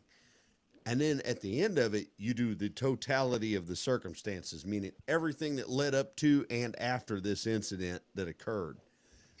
And from what I can see, that dude probably should have just rode off, knowing that he was carrying a gun when he wasn't supposed to, number one. And number two, having just committed an assault before he rode away the first time, right? So I can like a manslaughter on that, right? I totally get that. Is it a murder? No. It was a manslaughter? You caused the death of another? It's definitely in the manslaughter realm. Could you have lessened the blow for manslaughter? Possibly, by going, hey, officer, I'm on bond. I'm not supposed to be carrying a gun, but I'm out here on my bicycle and the gun's over there in the bushes. And that dude ran me off the road, this, that, and the other twice. We had words back there, and then he came after me and I shot him. So this is what I'm gonna say. You might be able to sell that to a jury, maybe. So this is what I'm gonna say, and I'm gonna leave it alone. For those of you who are watching or listening, just remember, if it's self-defense, you don't leave and go hide for 6 months and throw away the murder weapon. Thank you. The manslaughter. I think he got a manslaughter out of it. Agreed. I'd just like to point out that my Omicron fighter is now full. I don't recommend this as a therapeutic method, but it seems to be working. Fair enough. So, talk about some, hey man, it's self-defense. What? Yeah, it was self-defense that cost him a charge, man. But see, the thing is, you know what? OJ Simpson should have been free because that was self-defense because he got rid of the knife. Well, I think he was free. I think we gotta. He hired a criminal defense attorney, a team of them, and they were good. Right, but just because he got rid of the knife don't mean he committed the crime. But the only reason why who we talking about that hired a criminal defense attorney? OJ, man. OJ had money. Don't fit. You ain't got shit, right? OJ, that's a better one to say. Yes, right. But just remember, just because you get rid of evidence does not make you a criminal, guys. I want y'all to understand that. Just because you run away for 6 months and you throw the gun in the river does not make you a criminal. It does add. Really scared. It does add to the. It does add to the case that you were engaged in criminal behavior, which is that whole totality of the circumstances thing. Maybe he wanted to free the gun and teach you how to swim. But this could have been. I mean, my gun identifies as an Olympic breaststroke champion. Whatever. I don't know. Exactly. JFBA. Maybe he wanted to test. Peter Francis Geraci said he got you. Why does John got to bring a dog into that this? Glock held up their ability to work. You leave Gunner out of this. Hey, hi Gunner. Oh. I didn't know you had a puppy, man. Hey, buddy. My heart just got warmer. Hey, buddy. Can Gunner swim? Now, okay, Jane, yes. I get it. We're not saying anything about. I guess I kind of don't want to make this the whole thing about his idiotic testimony, because him taking a stand was just probably the nail that was already in his coffin. And after he fired that. Yeah. I think that if he would have hired an actual criminal defense attorney, he might have had somewhat of a chance.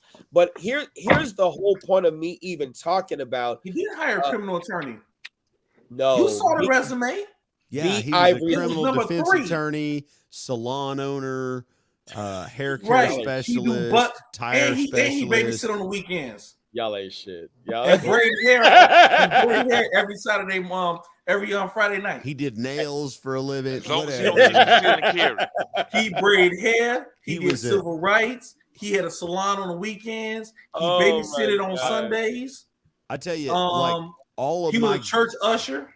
Probably a deacon. He was just standing around just deacon. And a deacon.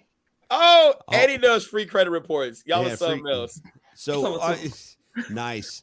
Just part of your civil rights is to get free credit reports. Oh my God. All I got to say is all my attorney friends that are good attorneys, they got one specialty, and that's all they do, and they do it really well. Yeah. And when you go, man, I just caught some flack, they go, I hear you saying innocent, but my hand does not hear innocent. Like you all seen the Lincoln Lawyer where Matthew McConaughey was like, we'd like to go on ahead and pass the case. We seem to have a problem locating a witness of Mr. Green. And the judge knew exactly what he was talking about, gave him a continuance until they got Mr. Green. Sometimes Mr. Franklin be missing in action, bro. That's all. There is a local legend here in Oklahoma of an attorney, and I won't throw his name out, but this dude does not even have an office. He just walks around the courthouse. Hey, you need a criminal attorney? Yep. $1,500. We'll go in there and give you a continuance, a motion, of this, of that. Oh, you're at prelim and you need representation? $1,500. You got all the representation you need. Well, you know what? And that guy has never been in a trial.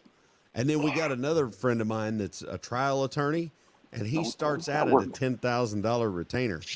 And I'm telling you what, that dude bats like 99, man. Like, he's good. Here's the one. Go ahead. I liked Andrew Branca. I like him, and I watch him also on Rekeeling Law. But one of the things I did not necessarily like about that was there was a lot of racial jokes making fun of the idiotic things that were going on. Yes, that was worthy of joking, but you could tell the context was so I still watch his channel, but it doesn't bother me to be in that environment because I block that and get to what I really want to, because it's value on that channel. But Andrew was going with that too, and I was like, nah, whatever. It doesn't change my opinion of him, but it's what it is. He's a great lawyer, but I'm looking at it like this, that we got to be careful because let's talk facts. John, you were onto something when you said this. You know, most of the people who haven't been in anything, they don't understand what you'll actually do in that given situation.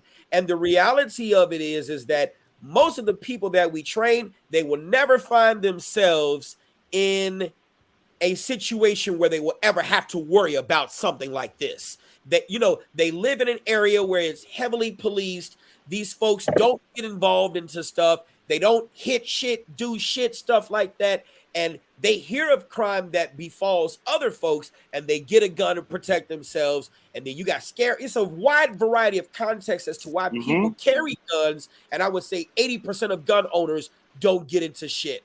But for those people who, like myself, live in Chicago, the likelihood of me getting into something is great, even though I avoid, you know, Marquis, same thing.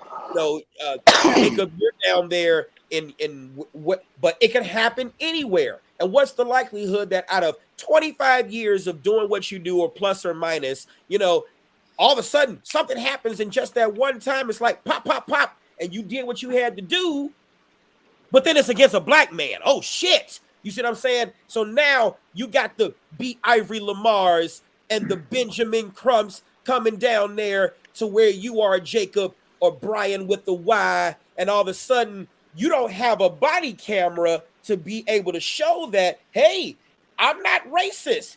I didn't do anything. I'm on a panel all the time with these guys. We talk about shit. I ain't got a racist bone in my body, but I'm being vilified because of the color of my skin. And fuck, guys, you got fired, Brian, from your department and shit. Jacob, you own the defense, hiding with real vipers. Now I got a real sneaky strategy, right? Shit. Yeah, go ahead. And I'm going to throw this out there, and this is not legal advice. Go ahead. If you were involved in that incident, why wouldn't you call like Benjamin Crump's office and like, the office of Johnny Cochran or whoever and be like, I was just involved in a shooting. I need to talk to somebody about it. Because then you have precluded yourself from having them on the other side of the aisle. So I disagree with Brian. The right answer to this is let them know that you have 6 black friends. No, I'm just saying, like, call Benjamin Crump's office. No, Brian, you didn't get it, bro. I just been involved Brian, in a shooting. I may need help, and when they consult with you, now they have precluded themselves from being on the other side of the defense, right? No, Brian didn't get it. Just saying. You want to let them know you have exactly 6 black friends, which is why you can't be racist.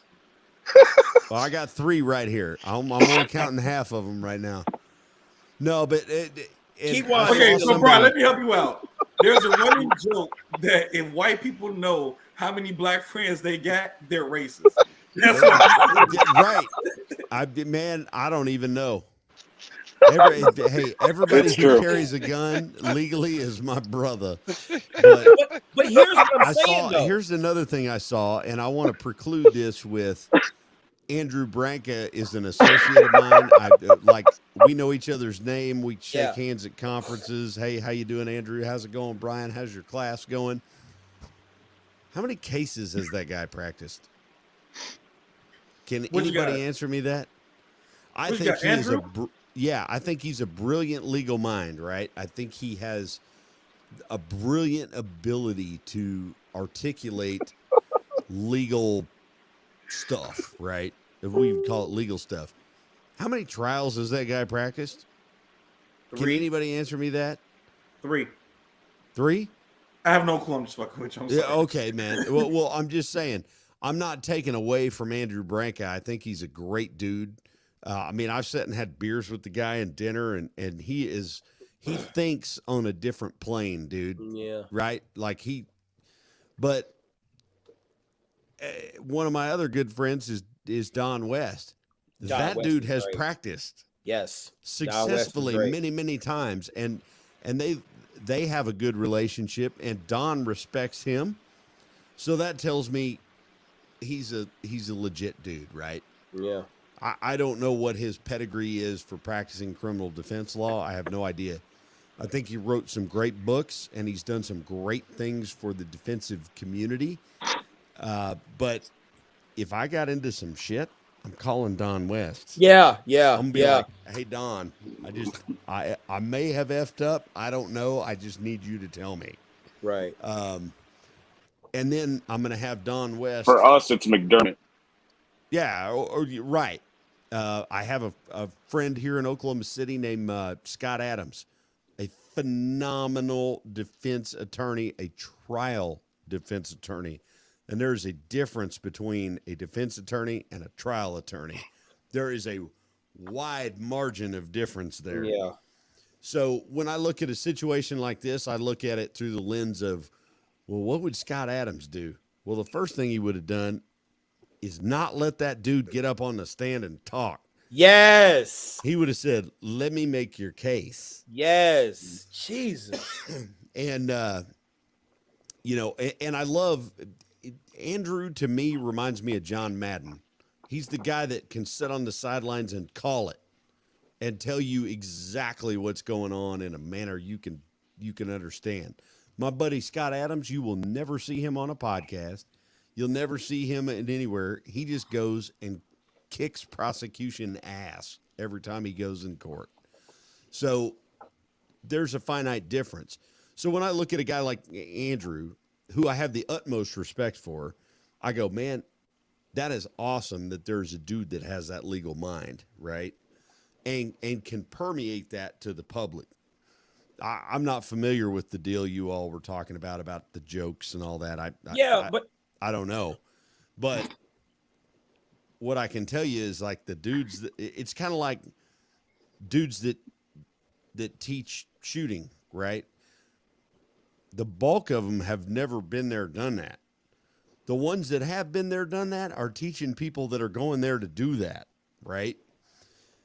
So, it's kind of like the best example I have is like Pat Rogers. That dude was a cop. He was in the Marine Corps. Nobody knew who he was until he stepped out of that. Trying to push through here to hit Marquise. Anyway, sorry, man. I've been rambling a bit too long. No, you're fine. I'm just thinking to myself, I think the best lawyer right now that I would probably hire if I was involved in the case is Jake Tyler Brigance. There's only one Don West, and he doesn't practice anymore, but he'll figure out who needs to practice for you. But I'm telling you, look up Jake Tyler Brigance. That dude is surgical. But hey, why not just call Benjamin Crump's office, get a consultation, so that way he's excluded from anything? The one thing I can say about Rakita Law on his channel was he was exactly correct when it came down to, I think that B. Ivory Lamar still won, even though his client lost, because the racial justice narrative was one of the things that he was definitely pushing in this case. And so it's kind of like he's a Ben Crump affiliate, so to speak. And so that was definitely, in my opinion, granted, B. Ivory Lamar was a vociferous adversarial of and for his client, but his strategy was bad. Putting him on the stand was bad, and we knew he was going to get on the stand from the beginning because he said in the opening remarks that he was going to put him on the stand. You know what that is? That's an accident attorney maneuver. Let me get my client up there to tell you their heartfelt, heartbreaking story of how they were rear-ended in traffic Monday at 3 p.m. That's what that was. Mm-hmm. Yeah. And which means you don't know shit about criminal law. There you go. Now, one of the most recent ones, Kyle Rittenhouse, watching him get on the stand. Man. So that dude's strategy was completely different, but they knew they predicted that it would pan out, that he would be able to shoot down, because watching the prosecutor, I was like, this dude's a buffoon. So, like, why not let this 18-year-old kid get up there and describe everything that had happened in a manner that a jury, and he apparently read the jury well enough to make that happen. So, but yeah, when I saw that, when his closing remarks, I was like, come on, dude. Like, I understand there is a racial component to this. Yeah. Like I get it. But at the same time, hanging the entire case on that is probably a bad idea. Yeah. A roll of the dice. He did that, though. He did that. And, he made an interesting point about the use of body cameras and how police are given the benefit of the doubt when they make a bad move or what is otherwise deemed as a good shoot based on what's called the good faith exemption. We know what the good faith exemption is. And so if you've done something based on good faith, but it turned out bad, so long as it was on good faith, what would be the reason why police officers are given the benefit of the doubt, but not the average civilian? We could say it's because of police, but I'm looking for something else, though. So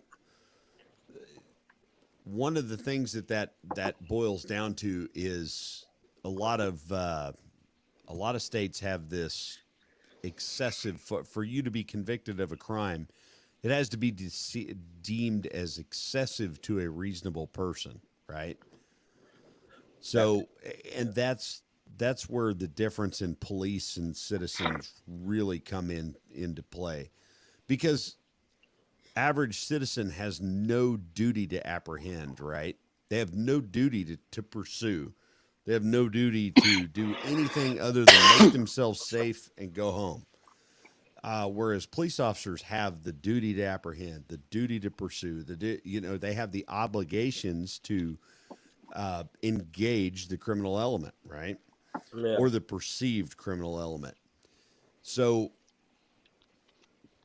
as long as you are operating under the guise of department policy and procedures, state law, if there is some incident that becomes questionable, or there's a decision that becomes questionable, they look at it through the lens of a reasonable officer, right?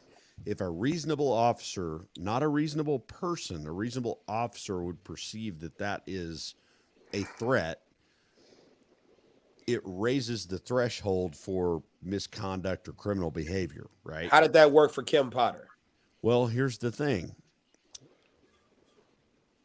As we have added body camera and we have added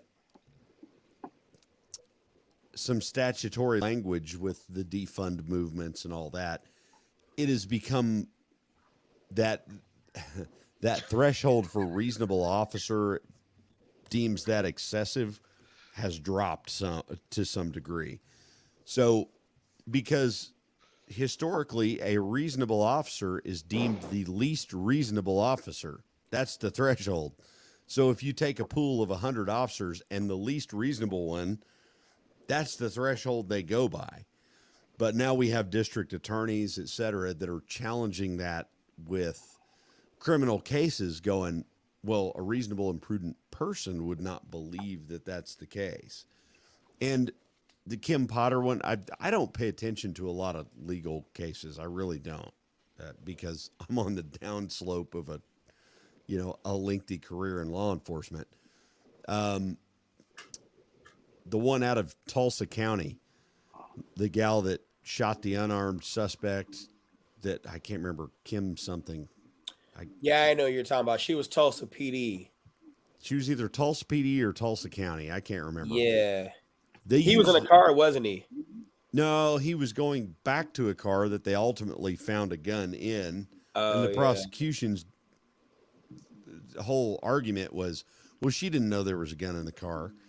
And this dude was like 6'4" on PCP. Yeah. She'd engaged him. She backs off. And then he gets to the car and she lights him up. And I looked at it and went, that's not a good look. That's not a good, the optics of this are not good. She was ultimately acquitted because, well, what would you expect the least reasonable officer to do? Right? And Betty Shelby. Yeah, Betsy Shelby. Yeah. Yeah, Betty Shelby. And it was Tulsa police. Yeah. Okay. Yeah. So there again, I mean, if you apply the standard, not a reasonable and prudent person, but the least reasonable officer would qualify her for qualified immunity. And ultimately a jury said, okay, we get it. Like but there's been other cases that have not gone that way, which is why you're seeing nationwide police officers lay down on the job and go, yeah, okay, I'll come police up the aftermath and take the report. Yeah. Right. So, and that's a whole nother issue. So maybe we can, I don't know, talk about SHOT Show with John or something. I want to cover this one thing that Jane was saying, that if you're completely acting in self-defense covered under the law, then you can testify as to the imminent threat. Jane, I think it depends. A lot of people are not taking into consideration that the jury will come from the county where you live in, and it often depends on that county's politics, that county's perspective. And even then, let's look at the case of Kim Potter, where the activist reached where the judge is, or you look at Derek Chauvin, and we're not talking about the elements in that case, but we're talking about the influence of the judge and the jury, the triers of fact and the trier of the law, that if a judge can be touched, if a jury can be manipulated, if you have certain political figures that are saying certain things such as, if you don't convict them, or if we don't get a conviction, burn it down, or this or this or that. You know, we talked about that the last time when we were talking about choosing your concealed carry insurance. It is more likely than not that justice, whatever that may be, will likely not come in the trial phase. Will it likely come in the appellate phase? And after you're convicted and there's a judgment of a conviction and a sentence, and then you appeal the case, will the company stick with you? Will your family stick with you? Will anyone stick with you? Yeah, I just remembered because Darcy here said Kim Potter political move. She was the one that thought she tased the guy in the car and actually shot him. Yes.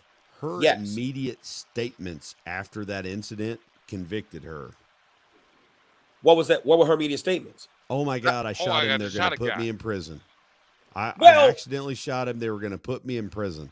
Well, here's this. I watched the whole trial again. Shouts out to Rakita Law. I watched the whole trial with them and the lawyers and their commentary. We were surprised, but not surprised at the verdict, because the media is something else. The media will play the portion of the body cam that suits their agenda. That's the media. That's what they do. But I did not see the rest of the body camera where you see Kim freak out. Yeah, right. She had a meltdown. She had a meltdown, which to the rest of us, we were like, oh, hell no. She didn't mean to kill him. In fact, she probably should not have been on the job in that capacity, because, like John said, you never know what a person is going to do until they do that. And Kim has never had to do that. Well, I tell you, the one that bothered me the most in that whole deal, and the male officer, hey man, quit tensing up. Had he applied enough force initially, it would not have required an excessive amount later.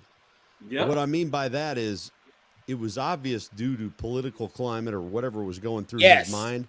Had he not stuffed that dude into the side of the car or up over the back of the trunk and started throwing cuffs on that dude, you're under arrest, get on the ground, whatever, you know, pick him up by the seat of the pants and throw him to the pavement, that situation never would have escalated to that point. Correct. But what I saw was, hey, quit tensing up, and him take a step back. I'm like, dude, grab your sack and deal with the criminal. And the amount of time that it took him to get them cuffs out and get him on. Yeah, exactly. Or throw his body into the dude's body and pin him against the car and go, we're not going to play that. Well, why the hell the door was still open? Well, hold on now. Thank you. Hey, Mike, come on, Mike. But I've used a door jam. I've used a door jam before. I have too. You just said the magical words. You've used a door jam. Jam. They weren't using a door jam. No. Okay, I misspoke. I've used an open door before. If that's all you got, that's all you got. But as soon as that dude got out of the car, my foot's shutting his door, and we're going to have words. And my thing is, I'm just going to go ahead and say it because I'm not afraid to say it. The minute he would have gotten that car, would have fucked him up. I'm not thinking twice about it. I would have lost my job for fucking him up. There would have been no gunshot and no taser, because the minute I see you tensing up, something's breaking. Right.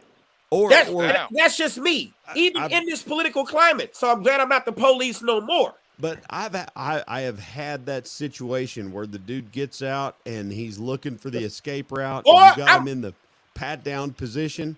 First thing that should have happened was that door should have shut.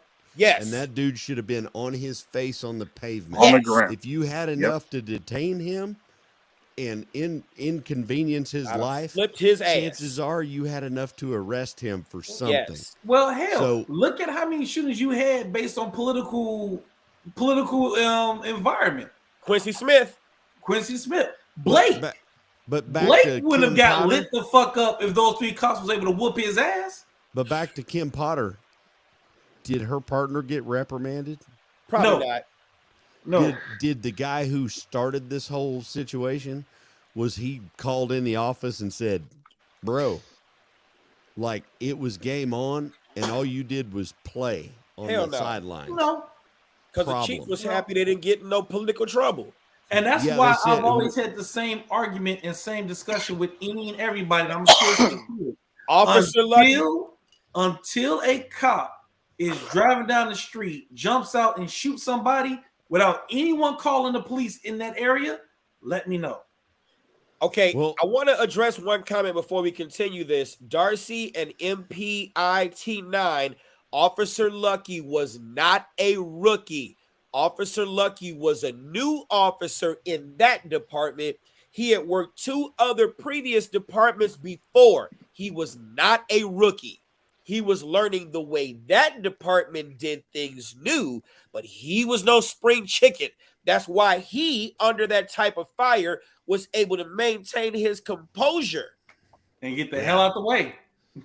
Well, and my other deal with that is he's getting dragged by a car and she pops a round off, kills a bad guy. Who would have had a problem if she would have stood up and went, I just discharged my gun and holstered up and said, thought you were getting dragged, thought it was getting ready. You know what I mean? Who would have? Right, but the thing is this: I'm glad she was honest. I'm glad she was honest too. I'm glad she was honest. I'm glad she was honest. Too, but the other part of that is, would it have been an honest statement to go, that dude was about to kill my partner, dragging him with a car? Would that have been an honest statement? If it were you, yes. Me, yes. Anybody on this panel, yes. Kim, anybody that had some degree of training or experience in that would have said, okay, I get it. Right? Well, I totally understand. But what was framed? Is it normal to holster your gun and go, oh my God, I'm going to prison? For no, Kim, but that's the political climate that was there. Well, for Kim, yes. Because here's the problem. She yelled, taser, taser, taser first as she was drawing. Yes. So that excludes the whole argument of, oh, I'm getting ready to use lethal force to protect my partner. Mm-hmm. That excludes that because in her mind, she was drawing the taser. So you can't say that. Yeah. So there. Yeah, but I mean, she could have went taser, taser, taser and shot him. If the situation warranted that dude be shot, it really doesn't matter what she said. Well, yeah, but she could have. She that could have is said, true. I was drawing my taser. She didn't say. She didn't say stop or I'm going to shoot you. She didn't say stop or I'm going to shoot you. She said taser, taser, taser to warn the other guys to get back. I'm about to tase this guy. Right. And she even as her partner's being dragged by the car. So you could go from I was going to deploy a less lethal option and it became a lethal situation that fast in the span of a quarter of a second. That could have happened. But then you got the other video, you got the other body cam who shows she didn't draw, she didn't try to cross draw for her taser. She was drawing, she drew her duty weapon. Now, do y'all understand why she didn't draw her taser? I understand it. Maybe she perceived a lethal threat. No, she did not. And I'm going to tell you like this, and this is from a person who had to explain this to a couple of cops. Like a real training. Yes.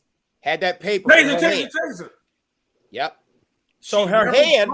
What was in her left hand? Yes. Right. Yes. So in her mind, mentally, something was in her left hand, and it was the taser. And it was preoccupied. She never once went. Yes. Because think about it. Most cops are going to shoot two-handed. Yes. Maybe. Shit.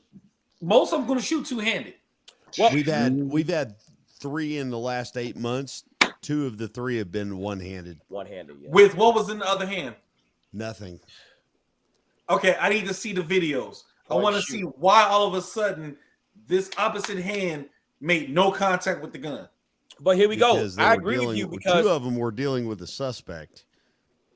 Marquise, you did that in training, and I seen Knockout Lights. If you watch Knockout Lights, I forgot the guy's name, but Knockout Lights, and then and Marquise had us do that in training, and I've done that in other classes too. But I remember the last time where we held a cup in our hand, and then when he blew the whistle, we had to drop it lateral, and he would make us switch hands, drop and then lateral. I got the video on my YouTube page of us doing that. Because it is the case we that do that in our level ones. You got the cadaver's response. The minute your muscles want to tense up when you get startled, you got that startle response. Muscles want to tense up. And so if Kim has never been exposed to that, right? Then, and here's this: if you listened to Kim Potter's trial and you looked at fucking Elmer Fudd, who was the training officer, right? The training sergeant. Ain't no way he putting her through no kind of stress inoculation. No way. Well, so Kim is not exposed to that. So I can see Kim doing that. Exactly. And that's the other thing, because think about it. There are some departments that say, well, we tell our officers to drop the taser and then go to the next option. I'm like, wait, taser. You tell them to drop the taser? Like if you go and it don't work, you're telling them to drop it and then go to their secondary. I'll go a step further. I had a very well known, and I won't mention his name because this guy, he's a good enough dude. If he started a church, I would join it. But he in a training session made the comment, well, you're searching with your handheld light, and if you see a threat, you very simply drop your handheld light, take a two-handed grip on your gun. And I went, you've never done that before. And this dude, when somebody uses the term "you very simply," there is nothing simple about that task when you're under stress, period. Right. And he's one of my favorite instructors in the entire industry. And I was like, bro, that ain't kosher, dude. That ain't reality. No. Maybe if you're on like Quaaludes or something and you're thinking in like 1 minute behind the actual incident, maybe you would go, I will very simply drop my hand. But it ain't reality, okay? Yeah. Like, or even illumination, like everyone doesn't do the same illumination techniques when entering a room. You know, there again. Yeah. Like, and we were talking about gun lights versus handhelds, and I carry one. I don't carry a gun light on my gun when I'm off work. I carry a handheld light. And he was like, well, you put the lanyard on when you're at work, so that way you can very simply drop your handheld light and transition to your gun light. And I'm like, that's bullshit. Total bullshit. And I'm like, when I'm searching a building with a firearm because there's a bad guy in there, I'm using the cast of the light to search the room. If I see someone and they need a gun pointed at them, they're getting the gun and the light together. But all that to say, like the taser versus a lot of officer-involved shootings that I've seen have been one-handed. And here's why. Generally, they are occupied with a ticket book, a radio, grabbing a suspect, handcuffs, pushing a suspect, handcuffs, and they've got to access the firearm. Yeah. So I don't know what the percentage is offhand, but it's pretty prevalent to see police officers, especially, shooting with one hand. So when I saw that with her, I went, I totally understand. She was saying taser, had the taser or was going for the taser, had the gun in hand. And then had she been a thinking person, a trained person that's able to think through a critical incident and said, I verbalized taser, and at the instant the last T of taser came out, I perceived a lethal force incident. Who would have had an issue with that? What nobody. I would say maybe, only based on the fact that sounds like a very well-trained statement. But she might have got away with it. That's why I have survived a 20-year career. But if you look at the physics, the mechanics of pressing a taser trigger versus pressing they're exactly the same. Well, hold on. exactly the same, but not the number of times. When you press that taser trigger once and then you release it, it's going on its 5-second cycle unless you press it and then it holds beyond its 5-second cycle. They're all tuned for 5 seconds now. You have to recycle it. But here we go. For a gun, every time you press that trigger, it's going to keep on shooting until you're out of rounds, malfunction, stuff like that. So the fact that she pressed the trigger one time after saying taser, taser, taser was consistent with how we train end users to actually use the taser, unless you consider, because we teach, I used to be a taser instructor. We teach them that for every time you press that trigger, there's another application of force that must be justified. And if I press it and release the trigger and then press it again, it doesn't start it on a new cycle if it's already in that 5-second. After the 5-second is up, another taser trigger press must be made to start a new cycle. So an additional trigger press during the 5-second would not make sense. And we don't teach that. So you can't develop a habit to do something if you haven't been taught that and have no other impetus to motivate that action. Yeah, right. I can speak with 25 years of experience that in my belief, and this is my opinion and my opinion only, that most police departments paper whip their training. Yes, you're right. You're right. So I'll just say it. I'll just say it. We paper whip it. It says 40 hours a year. We might do 2 hours. You're done. Well, that's pepper spray. Last year, right? Let me help everyone out. When I said cops don't shoot with one hand, what I meant was literally nothing is in this hand. I'm not bad mouthing any law enforcement agency, any department anywhere, but because of lack of staff, lack of financing, a lack of a good budget, that creates a lack of good training. How about lack of institutional unless you're abundance of institutional inbreeding? In my experience, unless you're an elite member of a special operations response team, you're probably not getting the training that you need to do your daily job. It just gets, here, sign this, and you're good, go to work. Because we can't afford the overtime to replace you if you're sitting in training all week. We can't afford the ammo or the pepper spray or the tasers or the whatever. So most training is just simply signed off on. Hey, remember this? Yeah. Okay, sign here. You're good. Go back to work. Yep. And I'm not bad-mouthing anybody. To me, that's a political decision. Politics. The politicians have created that problem, not the departments. And I hope you guys understand that. I hope you understand what I'm trying to say. I would say I would add to that. I would add to that real quick. It's more than just the politicians; it's society too, because so many people don't even want to become the police anymore because of the way society is, obviously, along with politicians. Yeah, but that's in the last couple of years. Down to nothing. I'm just saying that there's a lack of funding because of the politicians don't want to fund the departments for sufficient training. So you end up with a legal requirement to have minimum training, but you don't give them the tools to do the minimum training. So what do? Sign off on it and say, yeah, I got trained, and then you go about your daily job. Here's the one I see. That's what creates these problems. The one that I see time and time again is the narrative that drives training is reactionary, right? Mm-hmm. Meaning we have this joke.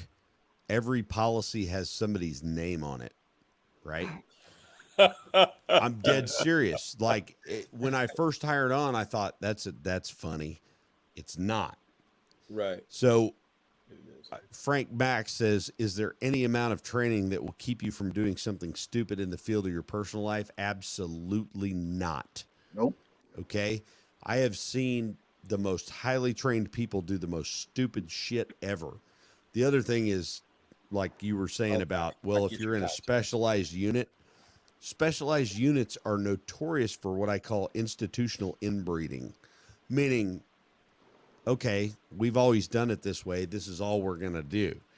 I've seen specialized units that can't pass that narrowly pass a basic department qualification, maybe they hold it to a higher standard than the rest of an agency, and that's all they aspire to. There are very, very, very few agencies in police work that I look at and go, those dudes are dialed in. I'll give you two in particular: LA County Sheriffs and LAPD platoon. Those dudes are dialed the frick in. You know what they do all the time with their people that are required to do the job all the time? They train constantly. Good. Yeah. You look at dudes like John Ray, Scotty Reitz, John Helm, Larry Mudgett. Larry Mudgett is probably the most prolific firearms instructor that nobody has ever heard of, because he was busy training people that killed like Ebola. Point being, the other part of that is a lot of people that are driving the narrative of training are driving it in a completely bad direction. If you take an officer and you go, we're going to do a VCQB course about how to fight around vehicles, yet these officers don't have the basis of knowledge to hit a target on demand every time they're called to, what does running around a bunch of vehicles do for them? Nothing, right? Because there is no end result. There is no, I can shoot under these circumstances. And not only can I shoot under these circumstances, I can think through them. So law enforcement as a whole would be very well served to take a gigantic leap back in time to when we actually made them hit a target with accountability and then move forward from there. And then once we can do that with monotonous regularity, now we start adding the tools. Okay, here's a taser. This is how it's different. Yes. When the tasers first came along, here's me on my Mike Brown's freaking soapbox. When tasers came out, I was like, that's a bad plan. Why is that? Well, we still have officers carrying third-generation Smith & Wesson semi-auto pistols. Well, guess how the safety on a taser works? Well, it works opposite of everything. No, it works exactly like the guns that Yes. half of our officers are carrying. Yes. And they went, well, what do you mean? I go, look at a Beretta 92 FS. Yep. Look at a third-generation Smith. Uh-huh. They work the same. Yep. Problem. Not only that, look at the officer. This guy carrying a 4506 or a Beretta 92, can he qualify 90+% with 100% round accountability? If he can't, why are you handing him a device that has now a laser beam and a safety system that works exactly like the gun you're carrying? Right. And people went, that's ludicrous. What would ever happen with that? Well, what are we seeing now? Taser, taser, taser, pow. Yeah, but I got to give him credit, too. You only had about roughly 8 incidents since the taser was introduced. You think? Yes. How many is too many? One. One is too many. One, but guess what? Remember, what leads all charges when it comes to the devices we supposed to be using when it comes to protecting people? Begins with a P, rhymes with politics. Well, yes. we need less lethal means of stopping people. Well, here's a taser. Oh, wait, here's a taser, but we're not really going to require you to train as much as you should with it, but we want you to go ahead and carry it. And I've said it multiple times on this show. There are officers who cosplay. They get dressed up and they put on all the gear they're required to carry, if not more. And you know goddamn well that where some of this gear is landing, they're not going to get to it in a self-defense manner. It's not possible. Like when you see some of these rather round individuals, that's Round what I'm is going to shape. use. Round individuals, because I want Mike to get hit for body shaming on YouTube. Fact. So Thank you. round individuals wearing a taser on their hip. while wearing their vest and a magazine holder on the front, And knowing damn well this arm is not reaching. So I got one for you there, Marquise. Whoa, what the fuck? That shit came out of left field. That shit came out of complete left field. So do you know what's driving the narrative in law enforcement right now? I hate to say it, probably skin tone. It's an organization formed under the Eric Holder Obama administration called 21CP. Okay. And I'm going to read you something. Sue Rohr joined the King County Sheriff's Office in 1979 and was elected sheriff in 2005. Let's see. She is the architect of cultural transformation of police training in Washington State, described by the phrase moving warriors to guardians. I want you to think about that for a minute. Warriors to guardians. Oh, dude. She was the architect of what is going on in Washington State right now. Oh, if you Google Washington State and they go, we don't know why homicides are out of control, but you listen, warriors to guardians. She had the largest county in Washington State. She is a board member of 21CP. 21CP is permeating their bullshit to the bulk of law enforcement. Basically, anybody who takes federal grant money or has taken federal grant money we had a natural disaster. We have to have FEMA dollars to reimburse all this stuff, right?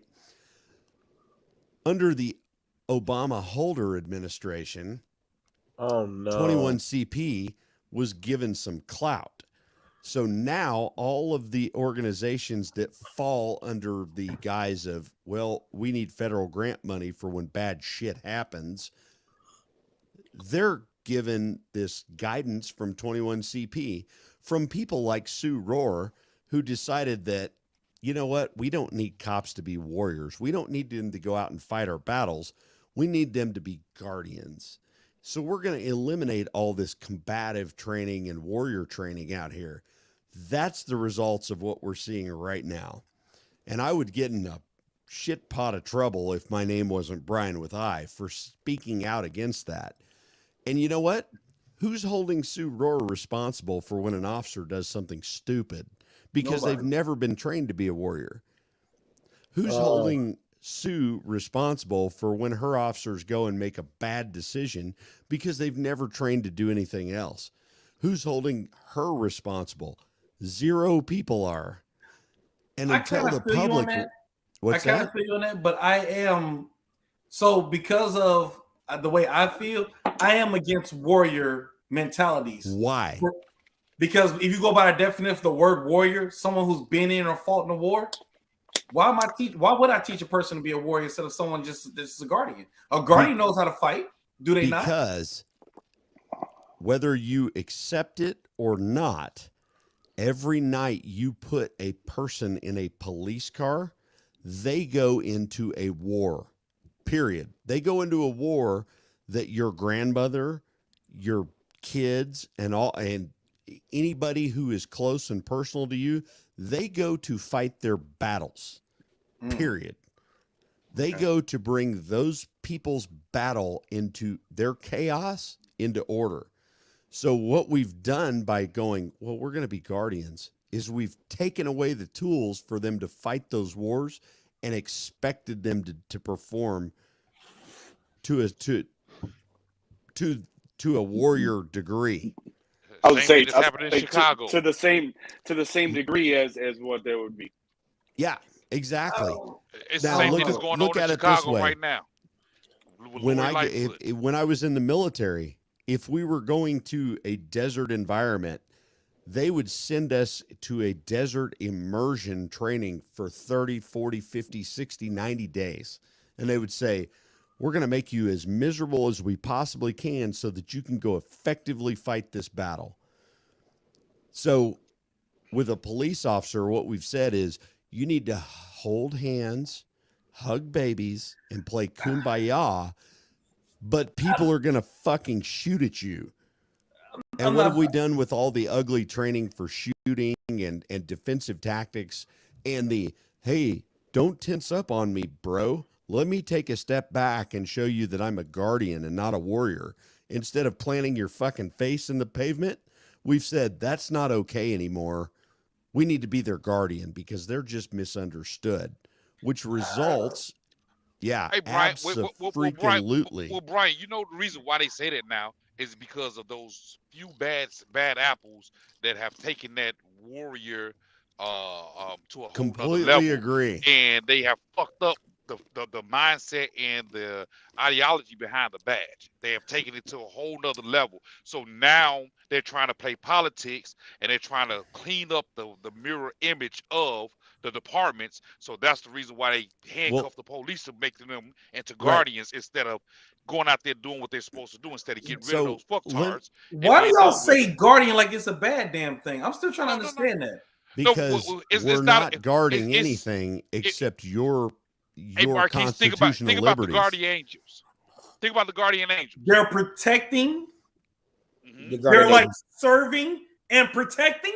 The guardian angels are guardian angel does. Okay, so what you're seeing right now is the results of a guardian culture versus a warrior culture. I'm not seeing that. I'm not. Are you not? How many homicides?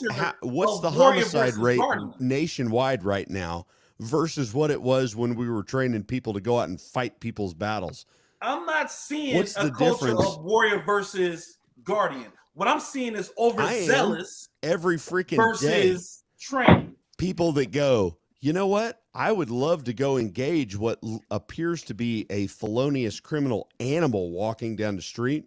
But you know what? I'm not going to. I'm just going to guard what's right here. And I'm not going to engage that person because you know what? I don't want to get sued or prosecuted for it. Here's the other thing. Think about this. I'm rolling in an M113 personnel transport in the streets of Ramadi, Iraq. And they say, all right, drop the ramp, get out there and go do your job. What's different between that and getting out of a police car on an active shooting problem? How much difference are there? When you get out of a police car, you are little more than dismounted infantry. Period. Hey, I'm gonna the come in real difference quick. is I think there's you just are been protecting people's constitutional liberties. That's the only difference. I'm gonna jump in real quick, and I think it's more. I don't know. Hold on. Think about I'm gonna jump in real quick, and I think it's more Please of do. the play on words. I think I've been more there, of the dude. play on words. I've been there too many And times. so it's one of those things. It's one of those things where it's right now. I get where Marquise's head is kind of at, but I obviously fully understand what Brian is saying. The lady, what's her name? Sue Rohr. Yeah, Brian, and I have Sue a Rohr? real freaking heartache with her because she is So literally Sue Rohr, responsible all right, Marquise, for so the Sue Rohr, outlawing of warrior training. So Sue Rohr is taking these two terms, Marquise, all right, and pinning them against each other. Essentially, that's what she's doing. Now, we can understand that obviously in the warrior world, guardians aren't necessarily bad. I mean, hell, my company name is Guardian Concepts. I train guardians, but I still train them with a warrior mindset. Sue Rohr is not using it to that effect. Okay, so what's a warrior mindset then? Just what we've already talked about. Okay, the ability to go out there and fight the fight if need be. Which is what a guardian would do. They will fight a fight if need be. Yes. There you go. But she is not doing it that way. This is what he's saying. She is not doing it that way. She is using the guardian name.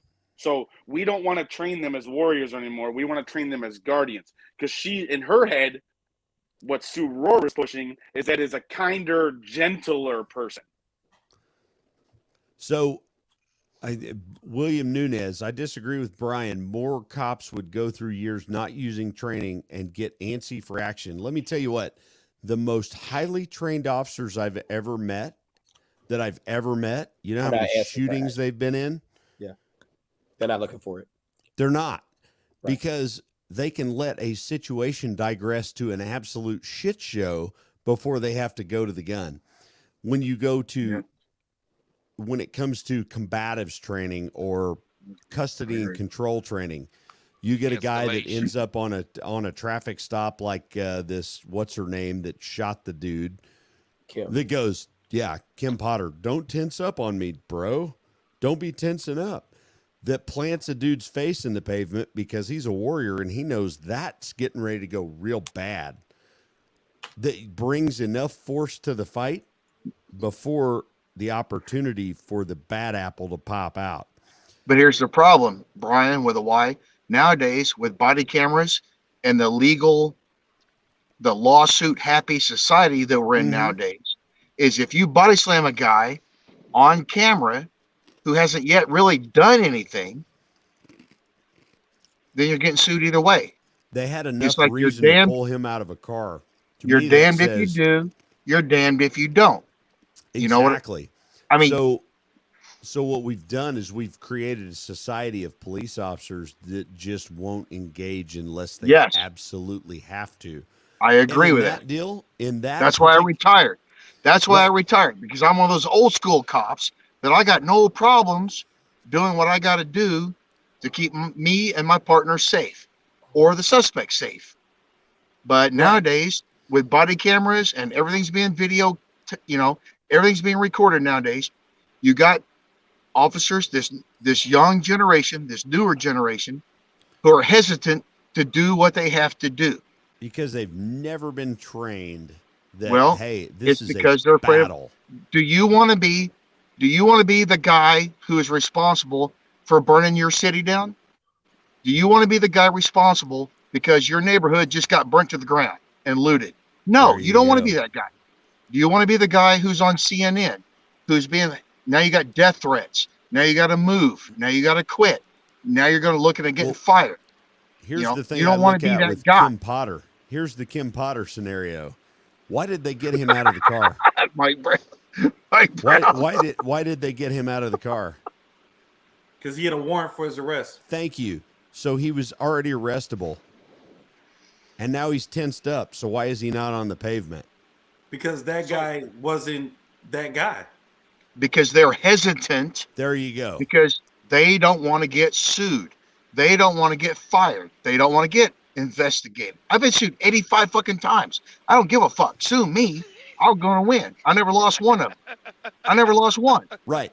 But the point being, but nowadays, he had an arrest warrant. Why are we handling him with kid gloves? Because we've been taught to be guardians and not warriors.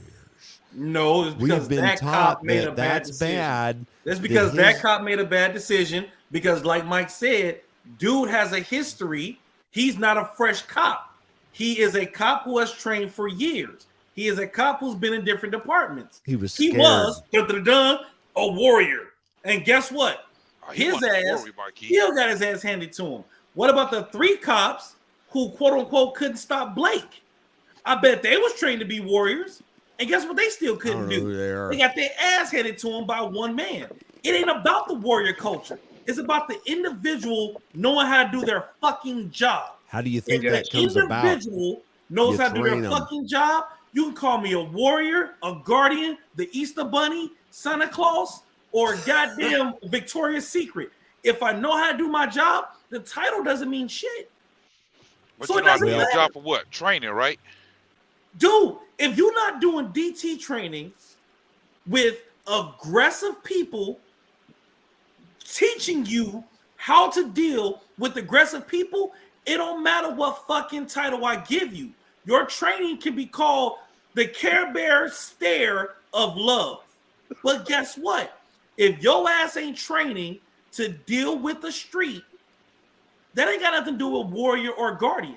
Your training sucks because your DT skills are lackluster, which is why a lot of these cops now, whether if you're a guardian or a warrior, what's the first thing got to come out? I ain't got these hands, but I got this gun. That goes back to my point. Hey, Marquis, that goes back to my point that I told a couple of higher ups, and they was asking like, how can they combat the officer-involved shootings and the hostility and the aggression? Teach them to shoot. I told them, no. I told them, my suggestion is, every officer, once they come out the academy, should have to spend 2 years in a penal institution. Yes, yes, yes. That's my suggestion. And the reason why, Brian, hold on, Brian, with the why, I'm gonna tell you why. Have you ever worked in a penal institution first? I have. Brian, have you ever worked in a penal institution? No. Okay. Inside of a penal institution, you don't have guns. Those that have guns are on catwalks and in towers. Inside a penal institution, I'm 6'1", I'm 280 pounds. At the height of my career, I was eating 315 for breakfast. I was the little guy in there. These guys are curling 405, okay? Benching real. I look like a little guy. When you go inside of a penal institution, you have to use the biggest muscle on your body. And your biggest tool that you have. So when you go on a deck and it's one of you, and it's 50 of them, you have to approach the situation in a mindset as to how do I direct this band. And once you get that band moving and get people on the same accord, you're able to do your job. It allows you to develop communication skills, yes, de-escalation skills, yes, personal skills, people skills, and it allows you to find out that if you're a dickhead, they're gonna show you a dickhead. Oh, for sure. It allows you to be able to come to a level where as you can talk to a person and de-escalate a situation or become aggressive in a situation without reverting to your firearm. I walked those tiers. Right. I worked the night shift. I was on the deck with. I'm gonna give real quick. It was a guy out there with 1,140 years. Okay. So he's got nothing to live for. Listen. Oh no. The state sent him a letter stating you are denied for your 6 months of good behavior. Now, what does 6 months care to this guy? Nothing. Nothing. What does life care to him? All it did was aggravate the fuck out of him. And this is the tier that I was on. By me being on that tier and him being aggravated, he didn't give a shit about my life. All I am is a roadblock in his day. Yeah. I had to figure out a way to come to his level and to get him to understand what's going on and to calm him down from doing what he wanted to do. I don't care what you did. You did some heinous shit to get that many years. I'm not here to discuss what you did. But I was able to do my job effectively. Right. Whereas when I did go to the streets, I was able to do my job even better on the streets. Yes. Now I have more to go into battle with these people. Completely agree. I'm one of those officers that when I was on the streets, I didn't grab for my firearm. I'm gonna be honest with you. I didn't grab for my firearm. But let me ask you this is what it is. Let me ask you this, KD. Yes, sir. How well were you trained when that time needed to happen? I knew Brian was going to go there because I was going to go there too. Because behind cages, I can go to the zoo and I can look at a Cape buffalo behind the glass, right? Mm-hmm. But if I got to go hunt one, I better be goddamn good and trained to do that.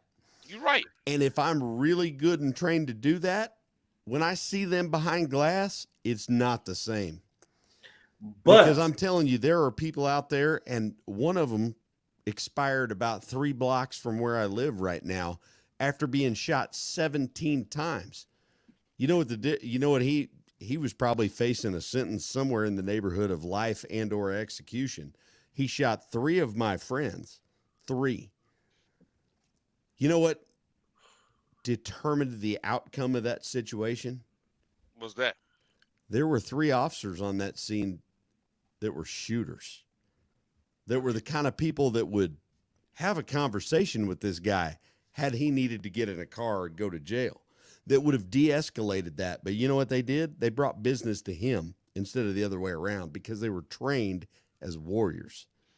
Well, see, so they weren't trained as warriors. They were trained to, okay, so let's look at your example. Okay, let's de-escalate. So let's look at your example. That's all good and well. Let's look at your example. Like, for example, you said when the Cape Buffalo's on your ass, right. Then you're no good. Let's use your buffaloes. Let's use your buffaloes.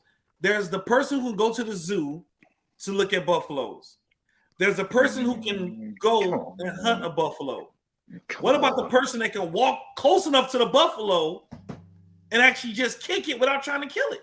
Yeah, those are called not realistic. Those are called farmers. But that's not the same context. That's called people that are lucky. I get what Brian and KD are saying, because KD, we have been correctional officers before, but I'm telling you this, Brian, I agree with you 1,000%, as well as KD, because I hate using that word inmate. The offenders know that yes, you do have the gift of gab. Yeah. But they also know, because they've probably seen you put hands on somebody before, that you are a motherfucking warrior that just has a guardian level of intellect to know when to turn that shit on. Right. And you know how you know when to turn that on? Is when you get trained to do it. And Brian is saying it's better to have that training and be able to turn it on when needed than not to have the training. Yes. When it's needed, you fucked over. That's when don't they get the training to shoot? But hold on, but Marquis, it's more so of the same thing as going into a gunfight with a 6-shooter revolver. Do you have enough gun for that fight? Revolver? Who said?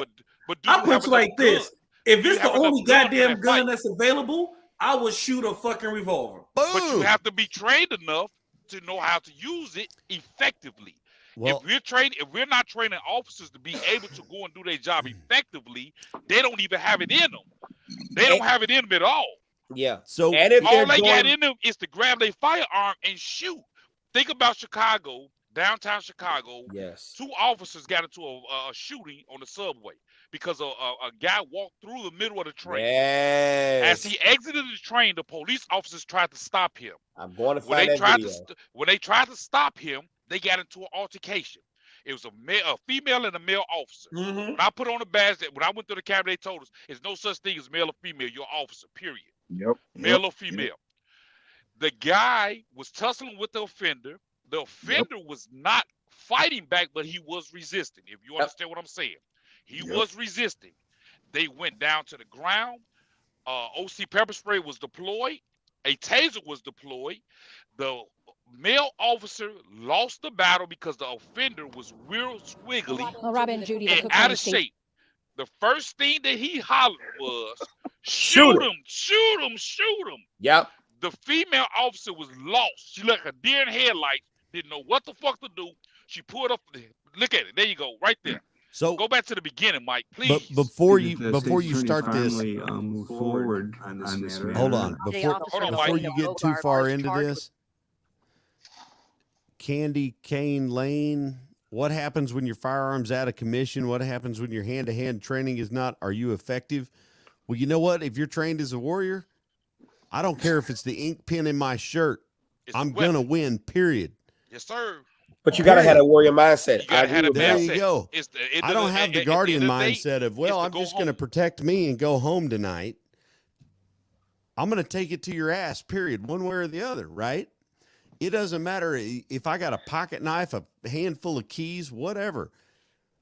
The point is, what we've done is we have handicapped our warrior class that goes out and fights our battles for us and said, we want you to be sensitive to other people's needs. And we want you to feel that their pain because their dad didn't hug them when they were 3. And we need you to sympathize with that when they're out here engaged in a killing spree. Instead of, we're going to train you to be the most effective at what you might possibly have to do. And that your one goal is, if you need to bring a Cape Buffalo down, you have the tools to do that. And I'm telling you, there are people out there that are Cape Buffaloes. I've seen them. And they're evil, and they will kill you. And we got to put context about it. We got to put context. Who's going to do it for you?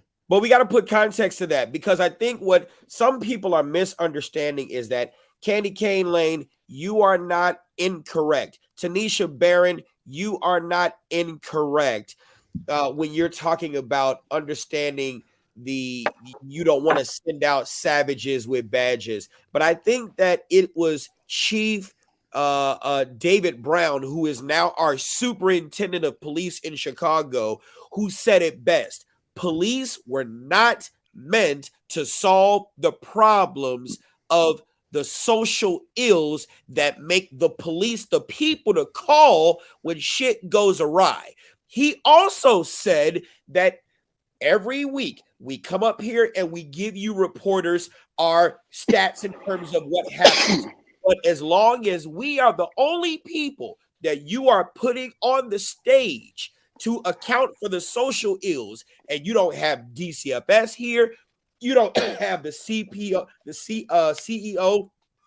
of Chicago Public Schools here, you don't have the other social entities that should be doing what they need to do before the police get called. As long as we are the only ones that you are calling, nothing will ever change. And this was Superintendent Brown from Dallas, Texas, when he first came to Chicago. Now he's so light-footed, he don't say none of that shit.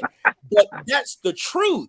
And the thing is, if you don't understand the context of what Brian and KD is talking about within that, that's because outside of the military service and outside of the real social ills and the real racists and the bad cops, you don't see the context of the good cop using that language, and you're understandably biased by that fact because that word is triggering. The word warrior class triggers you because you think about the negative aspects of what people have used that term for, instead of the fact that the warrior with the correctional officer mindset knows how to balance all of those, but will fuck you up if you try it. And we know how, through the gift of gab, to instill the fiery fear of fuckery in your mind so that when you try, I will take this fucking pin and jab it through your motherfucking eye, because I'm going to go home today, because there is no such thing as a fucking fair fight.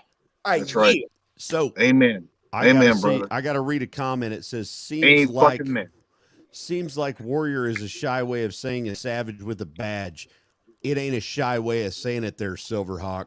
Let me tell you something. Dr. Jordan Peterson, he said, you know, we tell young men that they should be gentle and they should be calm and they should be this, that, and yet they should be everything but masculine. Guess what? You should be an absolute freaking monster, and you should learn how to control it. And if you're willing to do this job, if you want to do this job, you need to be a beast, but you should be a gentle beast. You should be a patient beast. You should be an intelligent beast. But when it's come time to do beastie shit, you better be ready to do beastie shit. As a last resort. That's all I'm saying. Answer the question. Guess what? Do they teach you to be a beast that knows how to turn that switch on and off? Hey, in my academy, when I went through, yes. Correction and police. Now, no. Yes. Now, yes. No. When they say I will be the nicest beast. Listen, I'll be the nicest beast in the world. I'll be the coolest beast in the world. I'll be your best fucking friend if that's what you want. I'll be your dad. I'll be your counselor. I'll be your fucking foster fucking parent. I'll buy you fucking groceries. Yeah, but you make me do some beastie shit. I'm ready in a fucking heartbeat to do some beastie fucking shit. That's what it's all about. Hey, Marquise, that's what you say, turning into the Green Man, but yet you know how to control. The airplane was not the place to turn green. You got that beast inside of you, and you knew that in this bubble is not the place to turn green. But I give you that based on one thing. I learned how to turn it on and off in the Marine Corps, where I'm supposed to be the warrior, not the guardian. So the difference is this. Like, for example, and I've told people this multiple times, I don't use the word tactical. I've never used the word tactical for any of my training, because for me, tactical meant for me to walk inside of this fucked up country, to go into this specific town, get who I need to get, and not make a new enemy. Hey, Marquise. That's what tactical meant to me. Now, as a civilian teaching this shit, you know what tactical means to me? Painted black, charge your ass an extra $200. Hey, that's what it means to me. Marquise, do you own anything multicam? Do you have anything in your gear bag that's multicam? My old uniforms. Okay, that's fine. That's it. I'll send you some crayons. I'm kidding. Yeah, because like I said, for me, It's a Marine Corps thing. There's crayons. No. I trust them. I love crayons. They're delicious, especially red. Hey, but red is the best. Hey, Mike, play that video from CPD. But that was my thing for me. So we can is see that what these I had to officers understand are looking like. So, and this is the way I've looked at it all the time. I give cops credit where credit is due. Like for me, one of my biggest pet peeves was shoot house training was only done with SWAT, not done with beat cops, where beat cops are the ones who are always responding to yes. No. They're the guardians. That was hug my babies and sing kumbaya. Well, no, SWAT technically is supposed to be a life-saving force. That was my biggest. All right, I'm going to chime in real quick. I'm going to chime in. Go ahead, Jacob. I agree with Marquise. When I was doing my funding, my department's funding for training for the year, we always focused on my 6-man SWAT team. But really, who is going to be the first ones there? Who's the first responders? Really, who needs that training more than anybody else? It's going to be the guys who are there first. Then let's focus on the rest of us. So the rest of us, the SWAT team, the special operations response teams, we have to have that training, but we're no different or no more special than the guys, the first line officers who are going to be there first. They're the ones that need those negotiating skills, those de-escalation skills, those kind of skills. If they could avoid in a lot of departments. If they would have had those skills, then they could have avoided calling us out in the first fucking place, right? Amen. So, all right, I'm going to chime in now. I've been quiet for a while. Go, John. Now, this is one of those things where this is kind of tying everything together. All right, going back, obviously talking about the training and everything else. So, if I look that way, old school. If I look that way, old school. If I look that way, old school. If I look that way, old school. Old school. What Brian was talking about earlier is the new paradigm that has come out. Sue Rohr has pushed this new paradigm that started in Washington and is now pushed out to multiple other states on a national basis. Yeah. Where old school is out. Yeah, for sure. Absolutely. New school is in. And that's New why I'm not school is kinder, gentler. I want to hold your hands. Fucking Ella French. You cannot look like you have a military mindset. Right. You cannot look like you have a military mindset. You cannot act like you have a military mindset. You can't be that way. Ella French. That is what we're this kind of tie it all together. Okay. Yep. And this is why we're at where we're at now. Yep. I agree. So that's essentially what I wanted to get out. And his video is showing what lack of training and whatever that lady name is. This is her way of doing things. Go ahead, Mike. Brilliant summary, by the way. I'm the oldest motherfucker here. I'll guarantee you that. I'll bet you that. Back on February 28th, 2020, around 4 p.m., 32-year-old Chicago police officer Melvina Bogart fired her weapon at Ariel Roman inside the Grand CTA Red Line station, hitting him in the stomach, and then fired a second shot at him as he ran up the escalator, hitting him in the leg. Ariel Roman has a bullet lodged next to his sciatic nerve. Ariel Roman has a scar from his neck to his belly. Ariel Roman's life has been changed forever. Officer Bogart and her partner were assigned to CPD's Mass Transit Union and were on the train heading northbound. You can see Ariel Roman on the train wearing a black and red backpack. The officers say they saw Roman walking from car to car in violation of a city ordinance. When they exited the train, they tried to arrest him, and surveillance video shows the officer struggling with Roman. At some point, Bogart's attorney says Roman tried to grab her taser and she pepper sprayed him. You can then hear Bogart's partner say, "Shoot him." Then you can see Roman wiping his eyes before the first shot is fired. And that evidence, combined with the body camera, combined with the third-party surveillance video, demonstrated the shoot was completely unjustified, completely unreasonable, and officers need to value the sanctity of life above all else. That's effed up. How's she gonna value the sanctity of life when she can't breathe? Just into the WGN news. How's she gonna value the sanctity of life when she out of shape? That's what I'm talking about. Regardless, man. That goes back to what you were saying earlier, Marquise, about being that shape in shape. round, and having a taser over here, having this whole big old vest on, and you never trained in your vest, you never ran in your vest, you never worked out in your vest, you never worked out with 2 extra mags, you And never got that worked out dude. with all that stuff on there. You never did it on your off time, your on time, or nothing else, and you struggle with this one guy, and you out of breath, and all you can say is shoot him, shoot him, shoot him. And got that. That was dude. the man though. And The got man that dude. said shoot him. See that video to show the whole thing. The man was struggling with him. He had No. What I'm saying ass. is the man said shoot him, shoot him. Yes.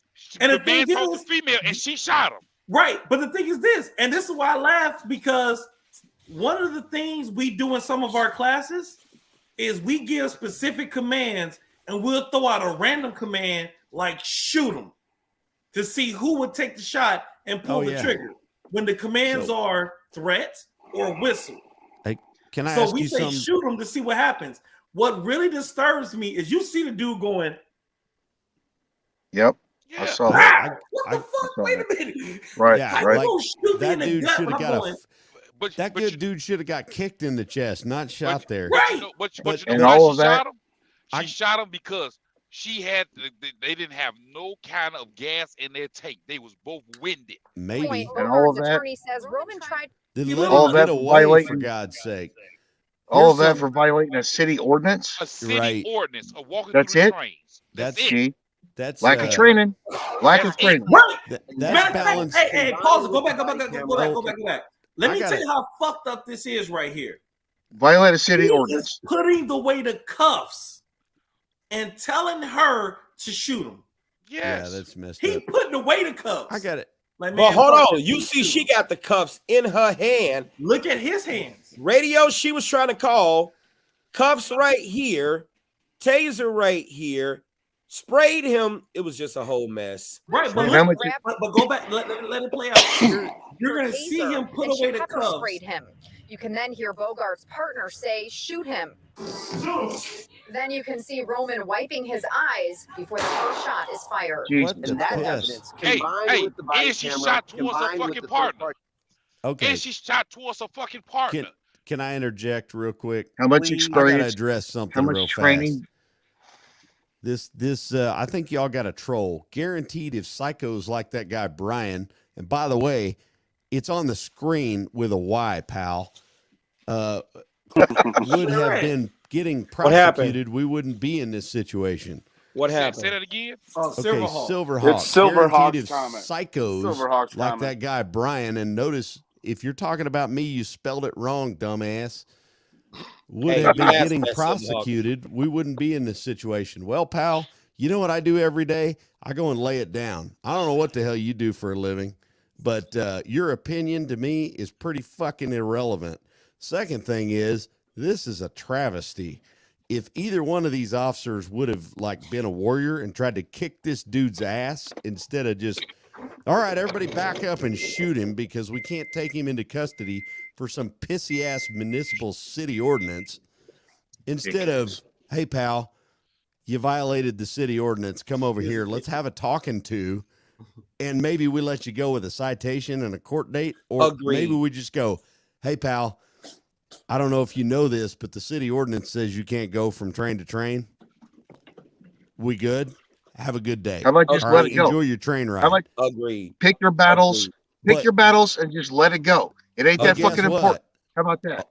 A warrior would have known how to kick his freaking ass if that's what it required. If that's what it required. And Brian, They they're don't- not getting the fact that you put in context. They thinking you talking about going in. Hey, Hey, at least you Hold- spelled it hold on. right, Gotta Silverhawk. hold on. I don't know who Right. you are. It sounds like Chicken Hawk to me. no, Brian, wouldn't even- they think that you going in here, sitting here. Don't you motherfucking cross my street.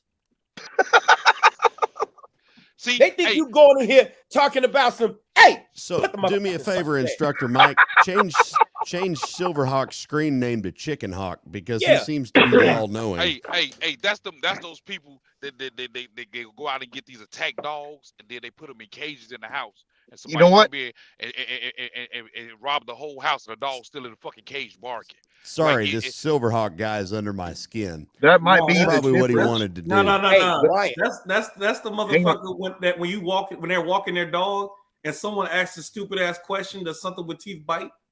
Jacob, you're next. Go ahead. Oh no. That watching that video, it makes me think about this.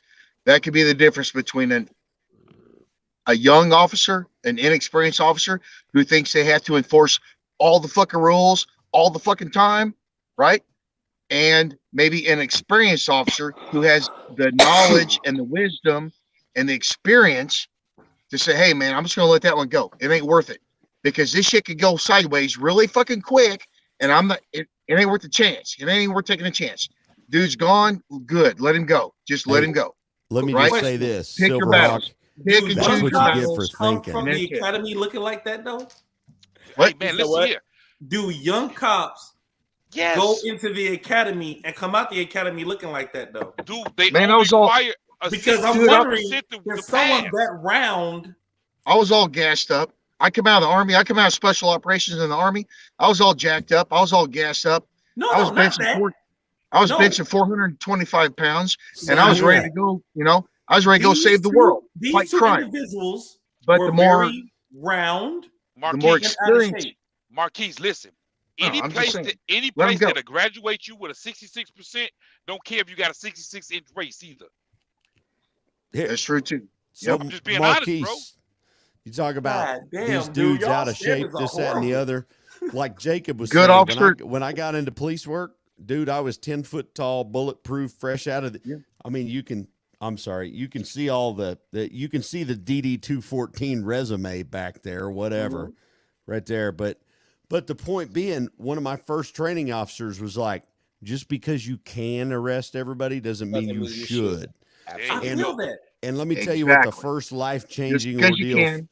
I'll share this with you. And here's part of the warrior culture, right? So I roll into this shoplifter call. This is like 20 years ago. Roll up and brand new out by myself, and I'm going to go save the world. And I roll into this convenience store where this guy's heisting like Chef Boyardee, the little cups that you put in the microwave. You remember those, right? And I'm like, hey man, come here, turn around, cuffs go on. So what's the deal, man? And he goes, I lost my job. I got to feed my family, dude. And I'm like, okay, are you shooting straight with me? And he goes, yeah, I live in that apartment complex over there, dude. I got no money. I got nowhere to go. My family lives out of state, and my kids are hungry. And I'm like, well, let's go over there. Show me your apartment. I open the door, and there ain't a lick of food in the whole place. And he's got 2 young kids. Wife has run off with the neighbor. Like, this dude's in a jam. And I'm like, okay, I can take him to jail for petty larceny, and I can put his kids in protective custody. Or I can just, hey, fellas, dude, I got a guy over here that's in a bad spot.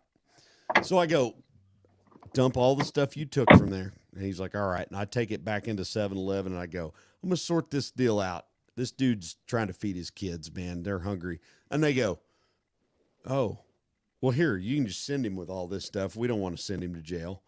I'm like, okay. So I get another friend of mine, and we keep this off the radar. It didn't go to there. It wasn't on the fucking news. It is now. Nah, it's not going to be now. This is this is ancient history. Right. It's on the news, and I go, hey man, hey bro. So we all kick in like a $20 bill, and I take him to the local like supermarket, and I'm like, turn yourself loose. And he gets done, and I transport him and all his brand new bag of groceries back to his house. And then I give him $100 bill, and I said, man, best of luck. Don't steal. If you need it, there's church on every freaking corner up here. And he goes, man, nobody's ever given me a chance before. And I'm like, well, that's the difference between, somebody that just signed up to be a cop and enforce the law and somebody that's like, I consider myself a warrior. I could have crushed that dude. Yes. But instead I went, well, here's an opportunity that I have to lift this guy up. Yes, sir. But I have all the skill sets honed to be a warrior.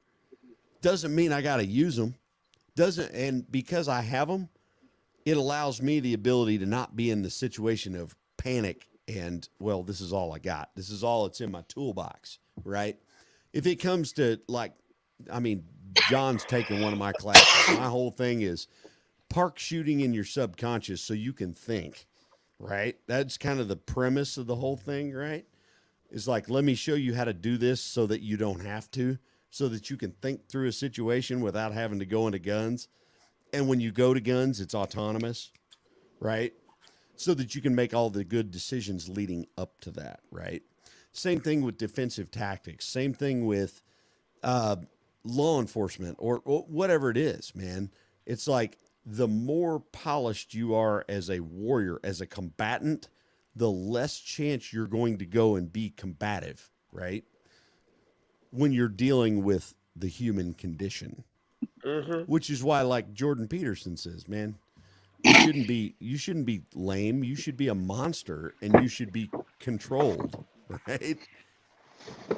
Hey, Marquise, thank you, Matt Thacker, for taking my back, and Candace, and all these people in the comments. That's what I was laughing at. Like, finally, that's what I was laughing at. I read that. That was funny. Hey, I've actually had an officer give me a second chance, Marquis, regardless to what we think about officers. Do tell. Wait, why did you say Marquise? Well, I'm just saying Marquise. You know, because you seem like the mean one, Marquise. You seem like the biggest warrior of the bunch. You're in the middle. You're right above me. I'm just giving you. I'm not a warrior. I'm a father and I'm a husband. But I was doing security. That will fuck you up. That's a warrior, bro. I don't know if you knew that. This when I first started doing security. You know, in Chicago they had that 1 hour to and 1 hour from law going on. And I just got off work, but mom's asked me to go to the grocery store. So I went to the grocery store. Of course, I didn't leave my firearm in the car. Went to the grocery store, went to another store because they didn't have what she wanted. Anyway, I was outside of my 1 hour. I got pulled over on my way home over in over east. And it wasn't the nicest neighborhood, but that's where we stayed at. Got pulled over, and the officer asked me to hear. I told him everything, and asked me what time I got off. He took me to the house, and he asked me for all my credentials because I didn't have everything on my person like I should have. And he took the firearm and he disassembled it, gave my mother the rounds, all of the cartridges, and he told me, he said, with a mother like this, I'm pretty sure that you're not a bad kid. You just made a bad decision. That guy right there, when I graduated from the academy in 2010, I went and presented him. After I came back up from Springfield, I went and presented him my first badge. And that's what changed my life as far as law enforcement goes. Because, of course, we grew up in that mindset as they're a bunch of assholes, you know what I'm saying? But I was an asshole kid, so I understand why the police was assholes. But that right there, that one officer, I might go see him this weekend if he's still there. But that one officer gave me a different mindset as what Brian said. Just because you can arrest doesn't mean you have to arrest. Yep, because I think back that if he would have arrested me, I wouldn't be sitting here talking to y'all right now. I'm going to be honest with you. Well, KD, 2010? 2010? Uh-huh. Damn, bro. I was 1995. How's that sound? 95. Ooh. So here's something else. Tachi, you got me. That's after, man, wait, 2010. I've been a lieutenant for 12 years. I had 12 years as a lieutenant when you went through the academy. Woo! I was behind the ears. And that's before, that was before my special ops shit in the Army. That was before 8 or 9 years in the Army. Wow. Y'all are some youngins. Y'all are some youngins sometimes. Here's something for all of you to ponder really quickly, right? Body cams, they're a good thing, right? 12 years as a lieutenant. They're a good thing, right? Are body cams a good thing for cops? Yeah. Okay. Oh, for cops, yes. For some, right. Yeah. So body cams are a good thing. We all agree on that. No. I don't agree with that. I would say, with context, the position of the body cam makes a huge difference. I'm not talking nuts and bolts. I'm talking, is having a body camera on your local cop a good thing? Yes. Yeah. Cameras have saved me from a lot of lawsuits. Okay, let's I've been back saved that from train a lot up of lawsuits because I was a good cop doing the right thing, using justified use of force, and I was following the laws. And yes, I would get sued for dumb shit, and the camera would show, nope, he was good, and let it go. So yeah, good cops, it's a good thing. Bad cops, probably not so much. let's take that situation of I just caught a guy shoplifting. You couldn't even do it. You couldn't even do it.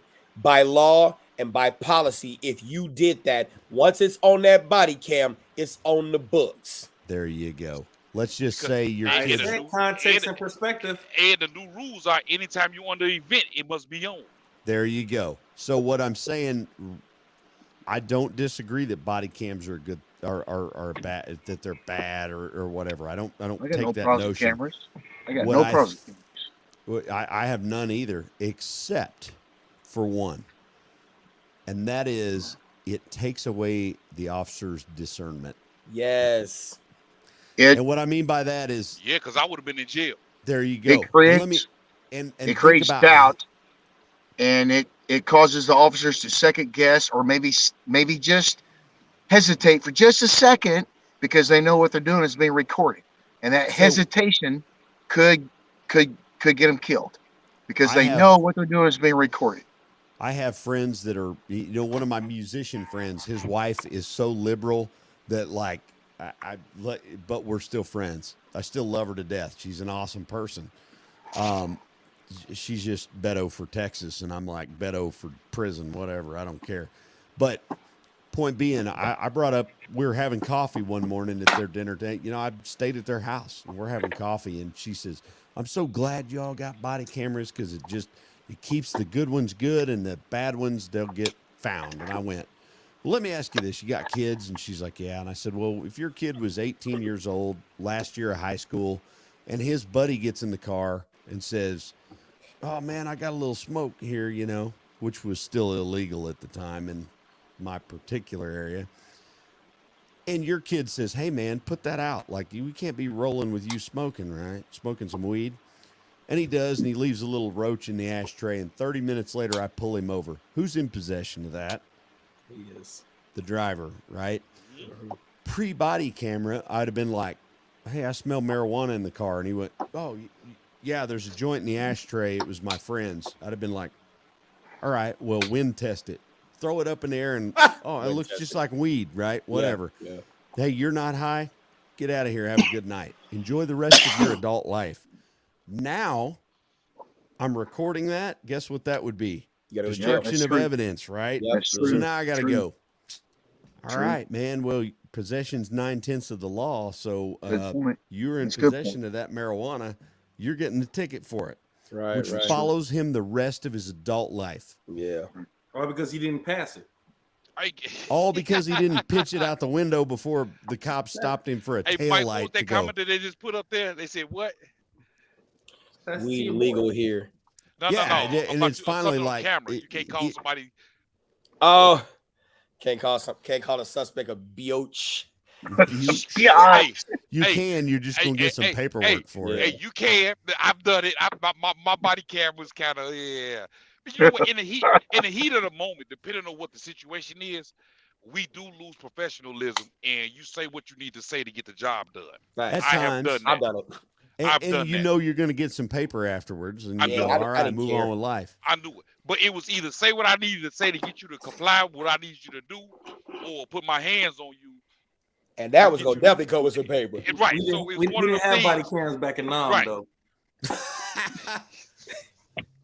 Man, but I bet you had some red crayons, though, didn't you? Who said that? Red and green, baby. Perfect. Just mix them together. Makes brown sometimes. So, Instructor Mike, I can't believe that two of us here attended the world's largest gathering of firearms industry, and you have not asked us anything about the 30 Super Carry or any of the new items coming out. What items about SHOT Show? We're going to have to make another show doing that because we had 3 hours. Are we at 3 hours? Ain't nobody care. That was a good. This is a good show. Hey, Mike, and think about it. We wasn't about to do it today. We were not. I he think called it's funny me and he was like, "You doing your show?" I was like, "Oh shit!" And then, yep, let's do it. I'm glad we did that though.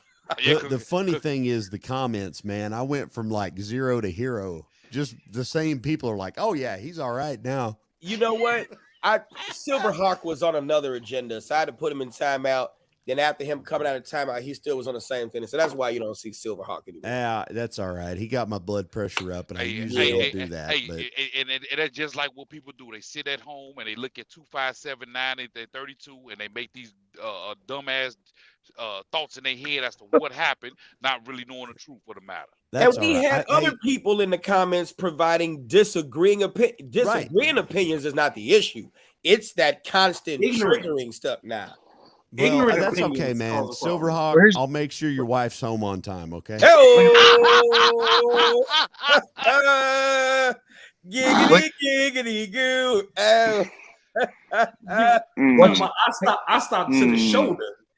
Oh, shit. Yep, all the way up to the shoulder. There we go. All right. We can have. So we can have. Oh, go ahead, Jacob. We could have 6 instructors all disagree, but agree to disagree, based on our own private personal experience or our own personal context or our own training. We can agree to disagree, but we're still friends. We still agree that, okay, hey, there's different sides to every opinion. And I just think that's a great thing. That's what I love about, some of the stuff that we do is that we may disagree, but we still, yeah, go ahead. Well, and that's because, again, we're old school, you know what I mean? Where we grew up in times where we could, disagree and it's okay. Like, it's not the end of the world. I'm not going to go in the corner and suck my thumb like a snowflake because you don't have the same opinion as me. Right. Right. Maybe Remember, that's not what your country can do for you, but whether or not you should cross your street when a chicken crosses the road. And thanks, Matt Thacker. That's some good positive input. I appreciate that. 21 foot ain't a rule. Free ain't free. How about that? And 333. 21 foot was never a rule. I've been trying to get that dude on my podcast for a minute. And that goes back to hey, Brian, that goes back to our classes last year. That goes back to way, way, way back on these shows, early shows. 21 foot ain't a rule, and free ain't free. Hey, right. I went through. Like I said, just remember. Thank you, Candy. A bird in the hand causes ships to sink. Hey, guns don't kill people. Husbands that come home early do. Hey, here go Kiwan. No face mace. Here we go. Yeah, I'll say, you better calm it down. Gray hair talk. Oh my God. Hey, all right, baby face McGee. Hey, just because you can't grow a beard. That's a lot of knowledge up here in the grades. That's a lot of knowledge. A lot of knowledge. Mike, you're not in timeout. You're fine. I see your comment. I got a funny story about the 21 foot deal, right? Hey, Raymond, what's going on? So we got time, Brian. The guy who did the 21 foot deal, Dennis Tuller, right? This is like 40 years ago. It was Dennis Tuller, the Tuller rule, right? 21 foot. Drill. A friend of mine was at an armorer's class for Glock. Now, Dennis no longer works for Glock, but he's like, I'll be your armorer for the day, and we're going to go over the, different frame sizes, blah, blah, blah. My name's Dennis Tuller. And he goes, as in the Tuller rule? And he's like, can I see you after the break, please? So they go out in the hall, and he's like, look, mofo, it was never a rule. I don't know where it became a rule.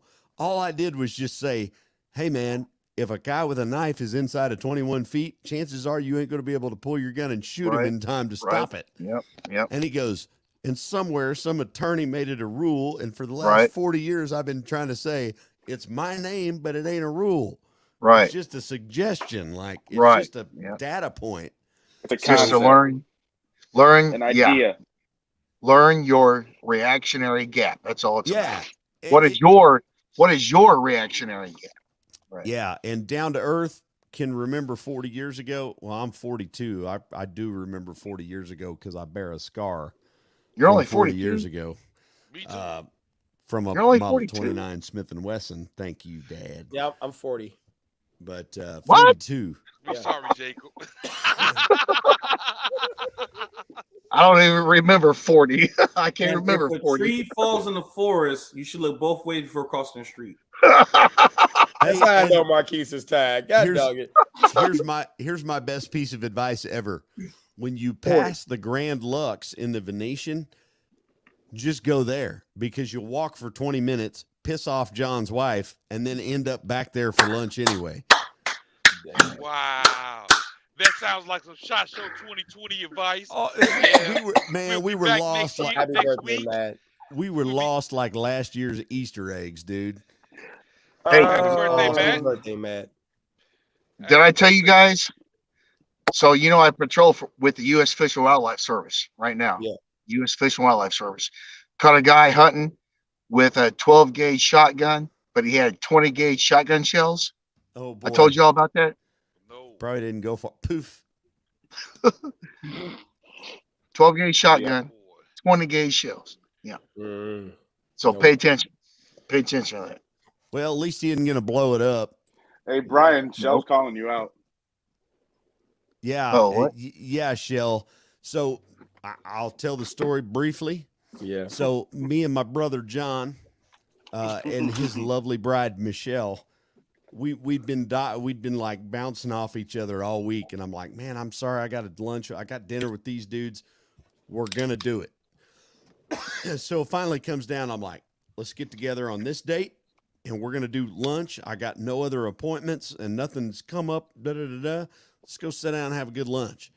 So we meet right by the Grand Lux, which is right off the casino floor. And I'm like, dude, I'm pretty sure there's more eateries this way. And we make a gigantic ass circle, which we were lost in a vortex of jewelry boutiques. Cause I'm like, I swear there was food this way. And the next thing you know, we're like right back at the Grand Lux. And I go, fuck it. Y'all got a problem eating here? Nope. All right, let's go. And we already, Michelle, dude, when we left, we were hungry. Oh my God. Michelle looked at me like, are you fucking serious right now? Are you serious? Like, and I'm like, dude, I thought they were that way. And we went this way. And the next thing you know, there was no food. There was no food. And then we got right back to the Grand Lux. We had a decent lunch there and had some good times. And I got to hear about how many thousands of pins that the lovely Michelle had collected.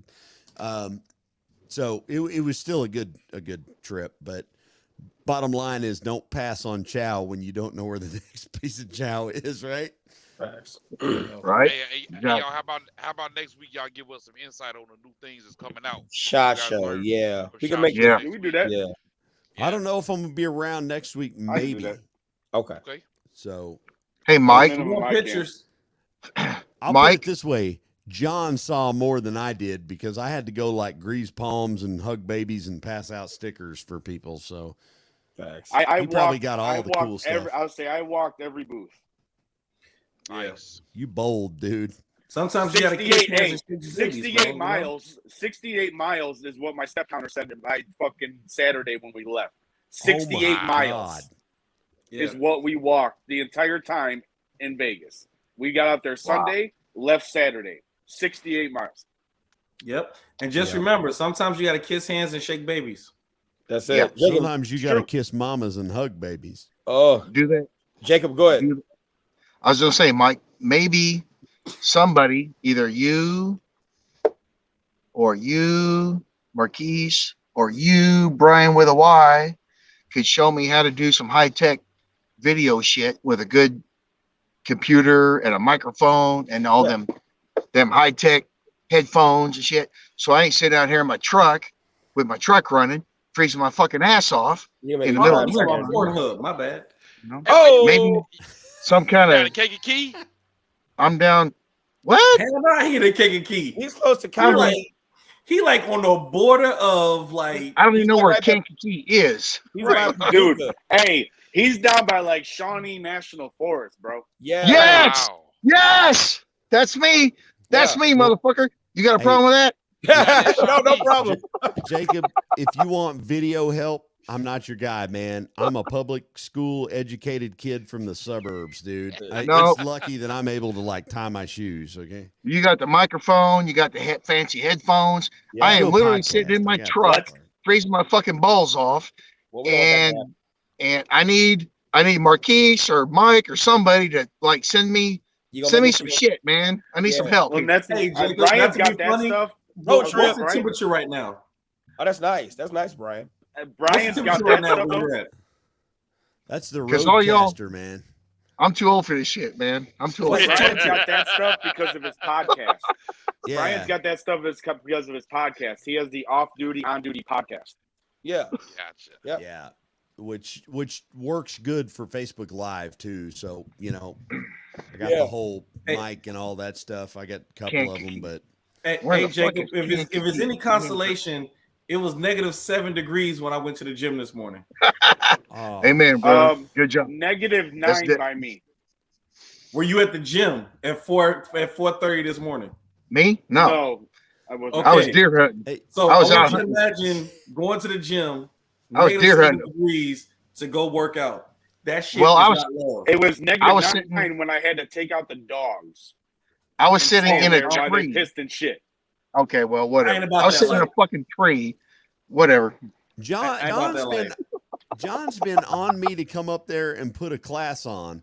And I got a website getting ready to launch that'll have like a training link. So if John says, hey, come up here, there'll be like a link you can sign up on and all that stuff. But the more you say minus in temperatures, the less like motivated I am to do that. So You'll be a summertime guest, bro. Oh, dude. Yeah. If it is below about 50, like gunfire and training is not my there's jam. 6 months of the year is gone. 6 months of the year is gone for Chicago. Shit, Lake. 8 I'm months telling of you, the man. year. What you talking about? 8 After I- months. Because you got to after add I got rain out- too. After I got out of the Army, I said, man, if I ever get cold, wet, tired, or hungry again, it's my own damn fault. Hey, Mike, Just where's saying. Key at tonight? Where's Instructor Key? Key's in the comments. He has something wrong with his Wi-Fi. I think it was Yeah, like he has the William. Obama internet. So Oh, yeah. Whoop. You got to say That's it. shit. That's it. Tell Key I said hi. All I wonder right. if Key, I just wonder if Key got what I mailed him. I sent him something this week, and I wonder if he got it. That's all I was was it a wondering. beard? See, Key could figure out. Was it a beard? Key is part of the new generation where he can't figure out his internet or how to grow a beard.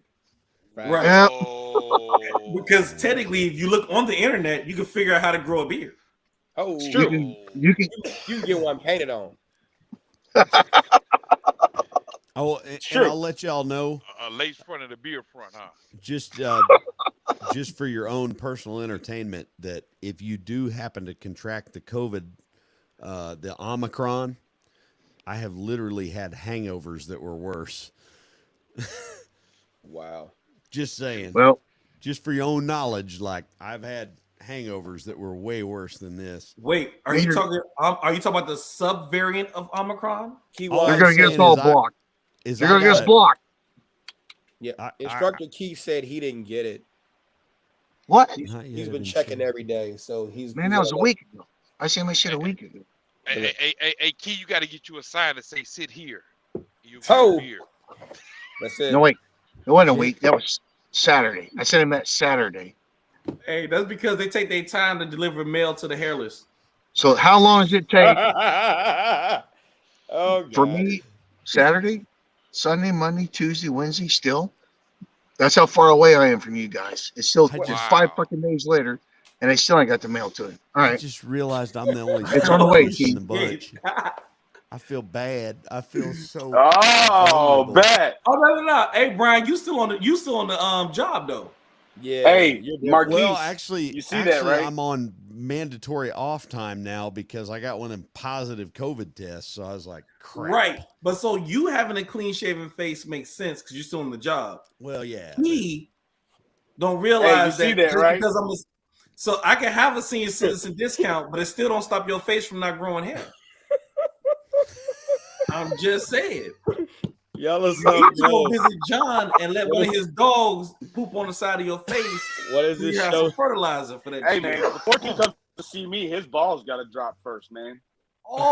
Oh, What? What He said has you this better show go borrow a lace become? front. Every time John invites me on here, I'm like, okay. What And then has I this come on show and I'm like, become? oh my God. Okay, I'll do it again. So let me make sure I understand this correctly. So your internet and your facial hair don't work. Damn. How does that? Hey, because he still has his puberty. He's a young And the buck. mail don't work. And the mail don't work. I mailed in some shit a week ago. He still ain't got it. So even the mail don't fucking work over there. Damn, that's horrible. It's okay, Key. We still love you. Facts, yes. Whenever we need someone to walk inside the school to go check and see if there's an active shooter, we know you can go in there without being asked, "Are you a student here or not?" Key, I know you're not talking about hair on top of my head. You must be talking about Marquise, because. Hey, you can have all the hair you want on top of your head, but like I said, when I need your fresh-faced ass to go inside the school to make sure there ain't no active threat, you the person who's sending in. No, he's a student. Let him go. Oh my God! All right, we're gonna cut out, y'all. We're gonna cut out. All right. Thanks for having me on. Let me rant for a little bit. While Always, sir. You're always welcome. You talk way too fucking much, Brian with a Y. You talk too much. Hey man, nobody's ever accused me. You ever seen the movie The Unforgiven? When that You need to learn. dude, when that one dude is just pistol after pistol, and they go, "Why you carrying all them guns? You only got one arm." And the guy says, "Well, I ain't gonna die for lack of shooting back." That's kind of how I look at talking, right? I love it. I ain't going down without expressing my opinion. I love you guys. Some of y'all. Come back next Wednesday. Trigger with Instructor Mike and friends. I hope y'all have a wonderful time. We are out. You guys be safe. Thank you all for you all in the comments. Come back next Wednesday. See ya. Stay safe. Stay safe. Oh.